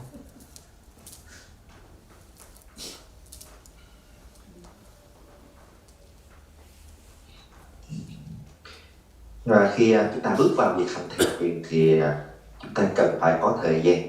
Chúng ta đừng có khởi lên những cái mong muốn kiểu như rằng là cố gắng thực hành thì chắc chắn sẽ rất là nhanh có được kết quả, rồi rất là nhanh sẽ có được cái quả vị nào đó đến với ta trong cái việc hành thiền. Chúng ta không nên có những mong cầu như vậy.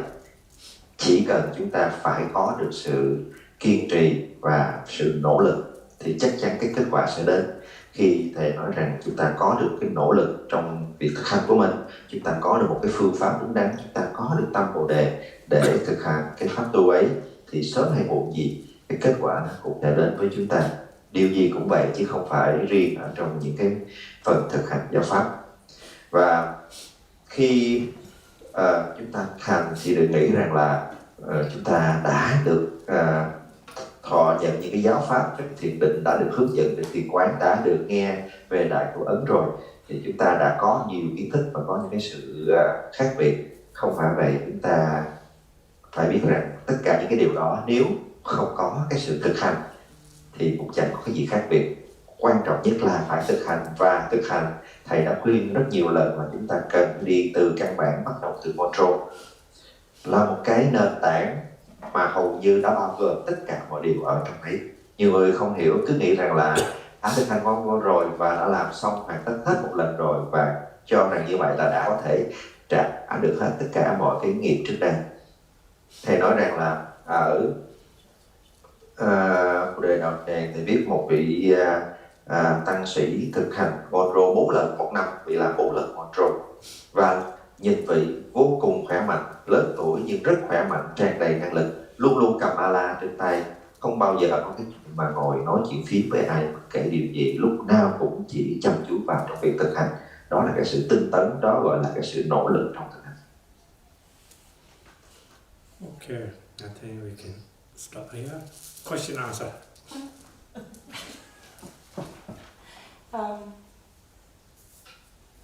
What I like to know is after doing the Guru Yoga, when we start practicing meditation,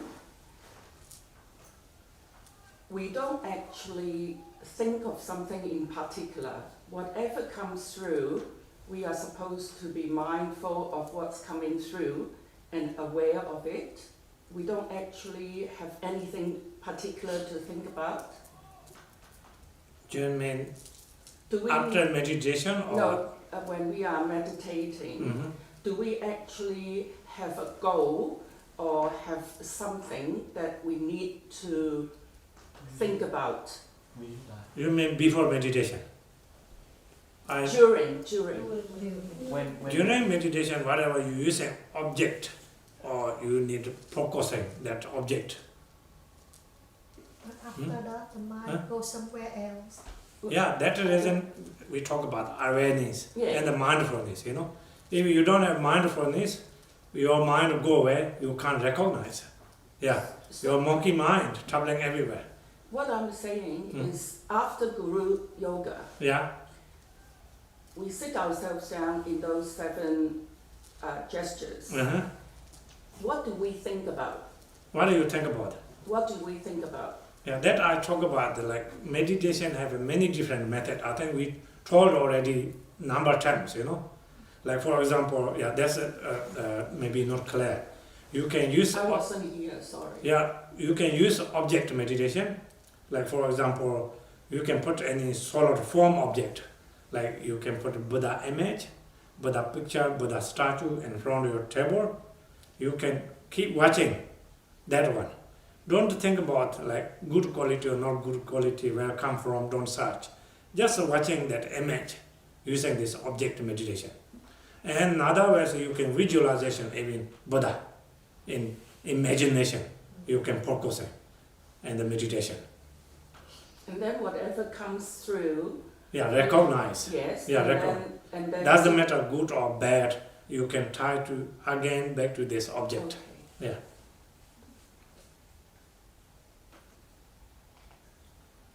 Rinpoche, actually what is mind? Is it conscious? You say that mind, we have mind. Is it like a spirit after we die, the mind still exists?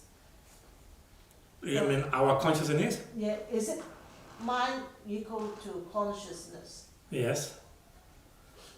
Consciousness, our mind is like never died, you know. We call unborn natural mind. Unborn. Yeah, no beginnings. No beginning. Yes. No ending too. No end up to our hand. Oh. Yeah. Yeah. And So our mind means like, how to say, like for example, we cannot like describe mind as like this or that, you know. But this we on our practice, and we need to analyze or find our mind. Some people may, when say like in the 3-year retreat, you know, THÄN, some people said, oh, mind is like yellow or gray or red, some shapes or some design, but not. This is just thoughts, you know. Mind. Mind is, how to say, like our mind, like now you can feel, you know. When you happy, you can feel something by. When you sad, you feel by something, you know. But you can't see that shape or design or what it looks like. This generally we call mind. When we died, we also experience, and if we low realms, reborn low realm, experienced by that, not our body, suffering. If we are reborn and pure land, also experienced by on that kind of feeling. We don't have, when we died, we don't have any physically forms already. That's we call consciousness, our mind, whatever we call. so how about wind? Is it wind? What is wind? Huh? Wind. Wind. You said the circulate the wind. Is it the When mind? we have hot and cold breathing, that's we borrow from element. Yeah. Element. When we are died, no longer are past, No more wind. already dissolved into the wind. You Yeah. won't feel it. That reason, when we died, our body, whatever have, if you filling out skin sit like this. Now our consciousness, our wind, and our everything together. Even you can take out skin immediately flat, you know. Together all the 5 elements. When we died, you leave up skin, leave like that, stay. Our body turned into rock already. That is like an energy. Is it an energy? Not just energy. Not just. Like we are living in a guest house. Uh-huh. Yeah, we rent out all those things. So then no feeling anything, all those things.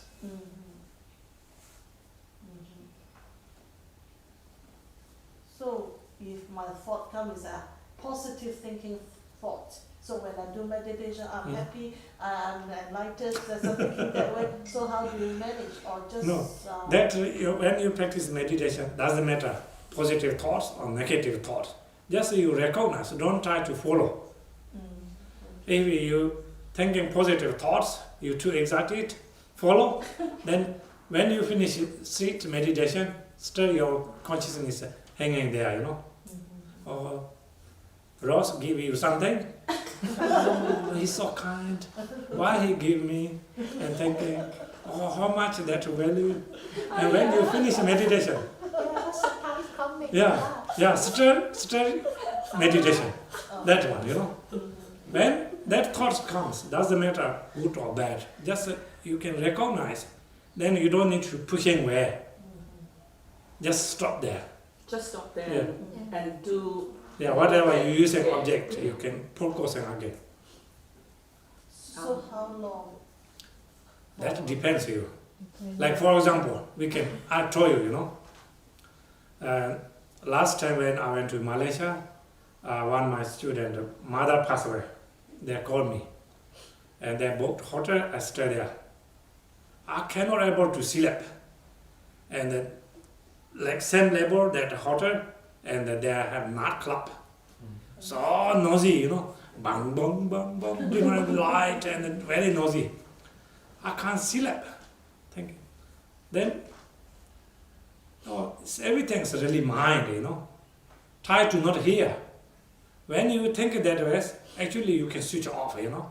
Not disturbing then. If you otherwise keep focusing, why they like no sleep all night, like practice that way, so, you know. Keep thinking, keep coming in your mind. Then you cannot able to sleep. So everything same, you know. When you meditation, if your thoughts comes, you follow and searching. So when your body sit there meditation, but your consciousness all followed by that thoughts. It's getting a lot clearer for me now. Thank you. But really meditation, I fell asleep, snore. Yeah, that's good meditation. Never be turning crazy. So I have to open my eyes. No, when you feel sleeping, we have 3 obstacles in meditation, you know. Saying, more, tap. Saying, more, tap. 3 obstacles meditation. When that things comes, gesture extremely important. Gesture. So when you have sleeping, feel sleeping, you can, if you in the window view have a scar, you can little bit like watching, you can open your eye. Watching little while and scar, you can think in your mind and the scar transforming together. My mind is not narrow, small space. My mind, Dharmakaya. Dharmakaya can cover all this universal. So universal is my Dharmakaya.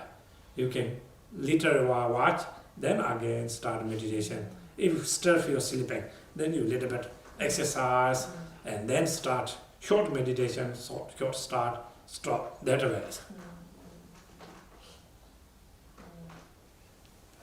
No need to worry sleeping, okay? So how to control our monkey mind when you No, meditate? no need to, cannot control. So just awareness. Yeah, like using mindfulness, you recognize. Okay. If we try to control, we cannot able to control our mind. Even you have like 1,000 kilos safety box, if you try to put in your mind cannot stay inside safety box. Just awareness that is Yeah. going and pass through. Yeah, whatever thoughts comes. So during the meditation, you recognize that confusion, delusions, you know. Don't ask why, where come from. Just recognize, then you can focus on whatever you're using object.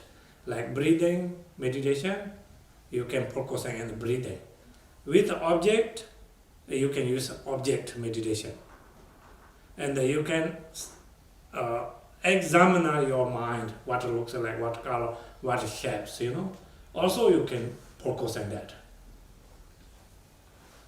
Many different ways we can practice. We have been Yeah. When I meditation, my mind is really quiet. I don't have a thought, I don't have anything come up. Is that correct or not correct? Nothing come up. Maybe you don't recognize thoughts. It's nothing, it's a thought, no thoughts, not possible. No No. thought, not No, I think you not recognize. Huh? Not recognize thoughts. I just, Sometimes when we meditation, you know, like thoughts comes, we don't recognize, you know.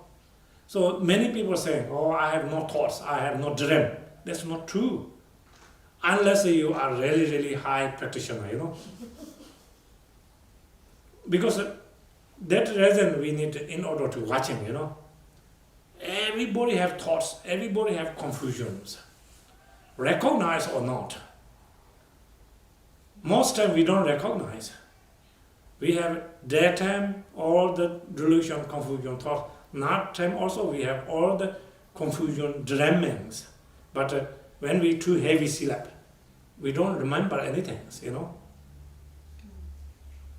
but I concentration on breathing and breathe out. Yeah. I know that I'm breathing. Mm-hmm. I just think about my breathing. Mm-hmm. I'm breathe out. Mhm. That's the only thing I Yeah, that time, like, because you use an object, breathing in and breathing out, you focusing there, you know. mm. But between that also have many thoughts comes. I didn't realize that. Yeah, need to focusing. any time of the day is the best time to do meditation. Like you said, early in the morning once we wake up. I think like after lunch is not a very 2 o'clock, morning, 2 o'clock. morning 2 o'clock. Really? Don't forget to have your No. alarm clock. Best time is really like 5 o'clock, you know. 5 o'clock. Yeah, because no distraction, very peaceful, very quiet. Yeah. even though not so easy to meditation, especially if you work very hard, you're tired, then sleeping, meditation turn into sleeping pill. I'm skipping to you. And any day of the month is the auspicious day for doing meditation. As a good practitioner, every day is a special day. She's being lazy to actually get day. Rinpoche, what did you do in Malaysia? You turn off your mind when it's so noisy. Because that reason Buddha said, everything in your mind, you don't focus on that part, really you can switch off. If we focus on too much that part, then cannot sleep. Like, I can tell you one story, last time. That Australian monk, he's coming from Queensland, when I was Tasmania living. He meditation. When he come to center, normally they charge $24 one night. I told his monk doesn't have money. I know Western monks, nobody support, have no money. And next to Rome, normally Lama visit Rome. I put a very nicely hand there. But we have also renovation a little bit and putting new door. First day, when this Buddha comes, he walking. He's so angry and coming upside. Just, I don't know anything, just I pretend, just I leave. And the second day, morning also, when Buddha come early, and then he coming and upside and shouting me and shouting everybody. I told him, what happened? You disturbing my meditation, Then I thought, what kind of your meditation? You are not control your anger, just in temporarily. He said, oh my God. First he's very, very angry with me. Then quickly he opened door and go inside, shut down door. Then he didn't come out to lunch. Around 3 o'clock coming out, and he said, sorry Rinpoche, I didn't recognize. Really, my meditation is not good.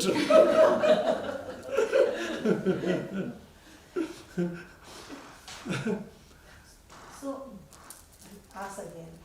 Once finish meditation, exit meditation, what are we going to do dedication or whatever, or exercise? Or Maybe you can play me, what do you do? So no need to do dedication. No, just joking. Yeah, anytime.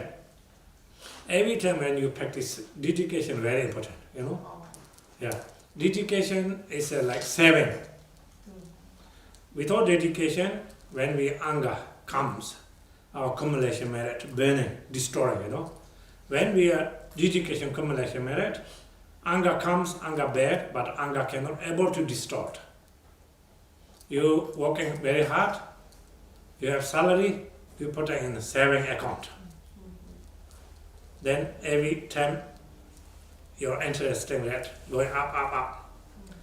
When you working hard, you put it in the pocket, you go every day, coffee shop, then Coca-Cola, eating lolly, spend money, no balance. That is like no dedication accumulation merit. Yeah, dedication is very important.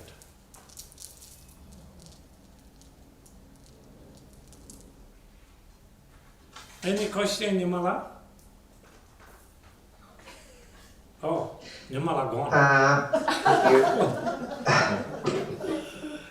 Thank you, Rinpoche. Gonna just summarize a little bit what we have discussed here. Doing the translation for people. Như vậy thì vừa rồi các Phật tử có trao đổi với thầy một số nội dung khá nhiều, mà chắc tóm tắt một ít lại.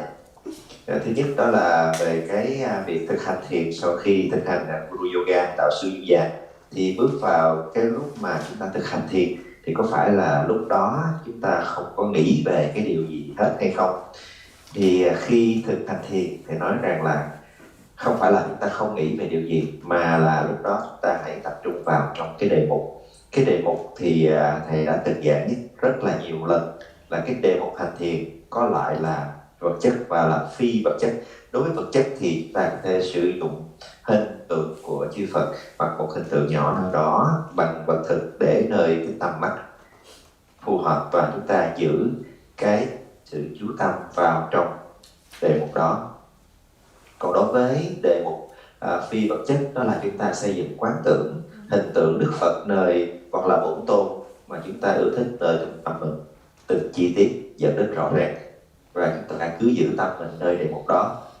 Bất kể vọng niệm nào xảy ra, mình cũng chỉ cần nhận diện và trở lại với đề mục. Phần thứ hai là nói về tâm, mind, và thức là conscious. Thì khi nói về tâm là không thể mô tả được, như chúng ta đã từng xem các kinh cũng biết tâm là bất sanh bất diệt, không đến không đi. Và khi nói về tâm thì nó không có hình tướng màu sắc.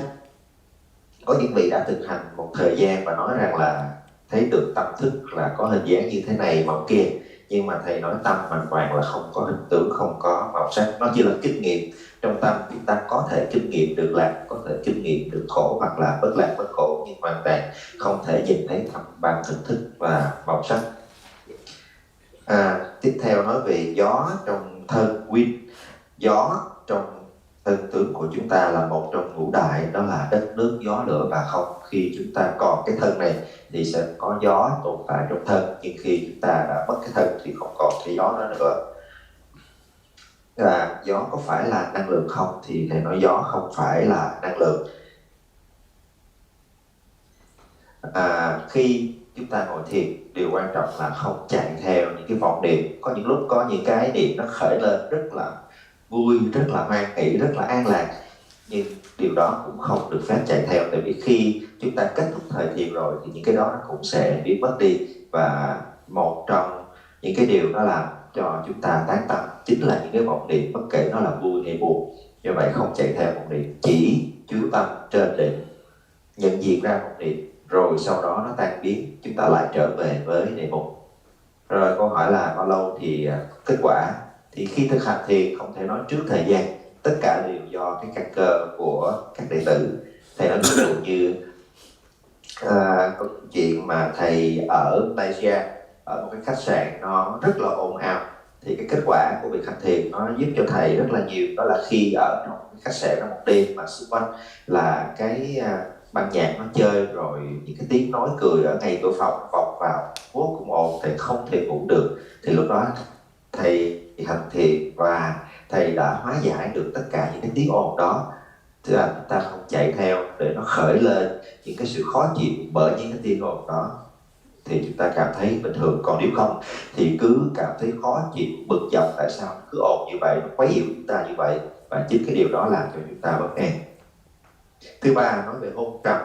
Có 3 cái chướng ngại, đó là cái hôn trầm thử và cái sự mê mờ trong tâm thức khi hành thiền. Thì hôn trầm là một trong những cái chướng ngại chúng ta cần phải tìm cách hóa giải nó, để cái sự thực hành trong thời khóa mình nó không có bị gián đoạn. Thì một trong những cách thức đó là khi chúng ta buồn ngủ hôn trầm, mình cố gắng thực hành nơi sáng, có ánh sáng, chúng ta nhìn lên bầu trời, chúng ta chuyển hóa tâm thức của chúng ta không phải là nhỏ hẹp nơi cái thân này, mà nó chuyển hóa thành một bầu không gian bao la, rực rỡ, sáng rỡ. Điều đó nó giúp cho chúng ta có cái cảm giác sẽ giảm đi cái sự hôn trầm buồn ngủ. Hoặc là nếu không hết, chúng ta có thể đứng dậy, chúng ta hành thiền xung quanh phòng, làm vài động tác thể dục, rồi sau đó chúng ta lại quay trở lại với cái việc hành thiền. Nó cũng có thể giúp vượt qua được cái sự hôn trầm. Một điều nữa là tìm cách kiểm soát cái tâm thức mình trong khi thực hành thiền. Thì thầy nói hoàn toàn chúng ta không thể kiểm soát được tâm của chúng ta.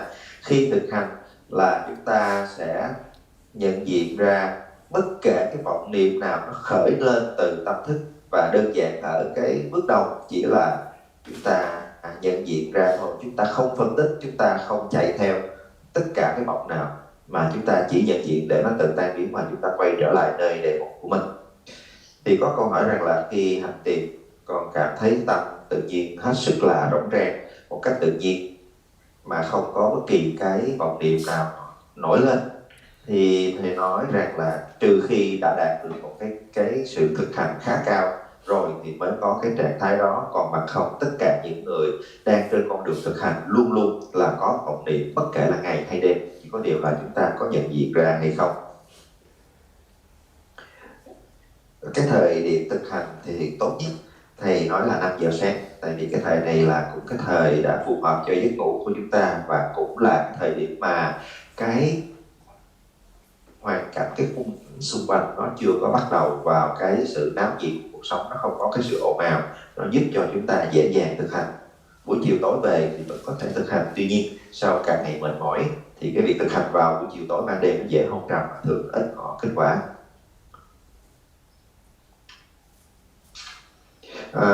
Thực hành vào ngày nào tốt thì bất kể lúc nào chúng ta có thể thực hành thì lúc đó đều là ngày tốt. Có một câu chuyện thầy kể là lúc xưa thì lúc thầy ở Tasmania, có một vị tăng lữ đến ở nơi của thầy, thì thầy dành cho một cái phòng khá là đẹp để mà vị đó có thể ở, và vị nói là vị thực hành thiền. Thì sau buổi tối ngủ, sáng ra tuần sau thì vị đó đi ra ngoài với một cái vẻ mặt rất là khó chịu vì những cái tiếng ồn, nhưng mà thầy không nói gì hết, thầy cứ để yên như vậy. Và đến ngày hôm sau nữa thì khi buổi sáng dậy, vị đó bước ra ngoài và dập cửa lại, nói rằng là tại sao ở đây nó ồn ào như vậy, làm sao mà tôi có thể hành thiền. Thì thầy chỉ nhẹ nhàng hỏi, thế sao ông không chuyển hóa tất cả những cái khó chịu từ nghịch cảnh trong, hoặc là bằng cái phát hiện của ông hay sao? Thì khi mà nghe như vậy thì ông ta mới tán thán ra một câu và biết rằng là mình đã chưa có được cái sự kết quả thực sự trong cái pháp hành thiền, và ta trở lại phòng thiền, và sau đó ít giờ thì đi ra để xin lỗi thầy vì cái hành vi như vậy. Câu hỏi cuối cùng, cái sự trao đổi cuối cùng đó là hồi hướng công đức, rất là quan trọng trong cái việc hành thiền. Luôn luôn nhớ trong việc hành thiền này, bất kể pháp hành nào hay bất kể các thiền hành nào ta có được công đức, hãy nhớ hồi hướng để mà tích lũy, mà giữ gìn công đức đó. Tại vì khi ta quên hồi hướng thì những cái niệm sân hận nó khởi lên trong tâm mình, nó sẽ phá hủy ngay cái công đức, làm chúng ta mất đi công đức của chúng ta. Do vậy luôn nhớ phải hồi hướng. Yeah, that's all. Thank you, Rinpoche. Okay. Last question. Before constraint. So, thank you everyone, and I'd like to say, please continually pray together, okay? So we have in Vietnam and Southern North, every Sunday practice Tara together. So even Lamas and myself, they are not. So we always pray together. We always together. So otherwise, Sangha's not there, then practitioners also take away. So no good things. We have many holy objects there, and many students practice together. How to practice? No. And from Vietnam and the US and Malaysia, everybody pray together, and this can beneficial to world peace. And we all pray hard to this Corona-19 pandemic quickly dissipate, and we were meeting together very, very soon.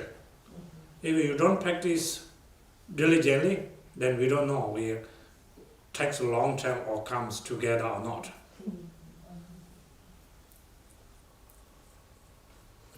Và thầy cũng gửi lời cảm ơn tất cả các đệ tử. Thầy mong rằng tất cả mọi người chúng ta hãy tiếp tục thực hành, tiếp tục cầu nguyện với nhau. Chẳng hạn như ở Việt Nam chúng ta đang duy trì cái sự thực hành Tara vào Chủ nhật cả miền Bắc cũng như ở trong miền Nam. Điều này thật là tốt. Thầy mong rằng là có thầy hay có Lama hay không, chúng ta vẫn thực hành, vì thầy và Lama luôn luôn ở cùng với chúng ta, chứ không nên là hãy có thầy thực hành mà vắng thầy thì lại là tâm. Chúng ta đã có được đạo tràng, có được trung tâm, có được mọi linh tượng và những điều kiện cần thiết đầy đủ cho việc thực hành. Do vậy chúng ta hãy cùng với nhau chuyên tâm vào việc thực hành, nguyện cầu cho thế giới được an bình, hòa hợp, nguyện cầu cho dịch bệnh sẽ nhanh chóng chấm dứt, và chính cái việc thực hành nó sẽ giúp cho chúng ta có điều kiện đủ duyên để sớm gặp lại nhau.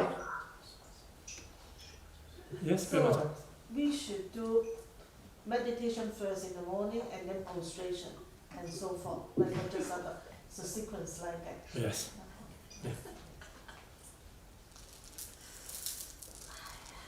Okay, dedication. Ta hồi hướng công đức ạ.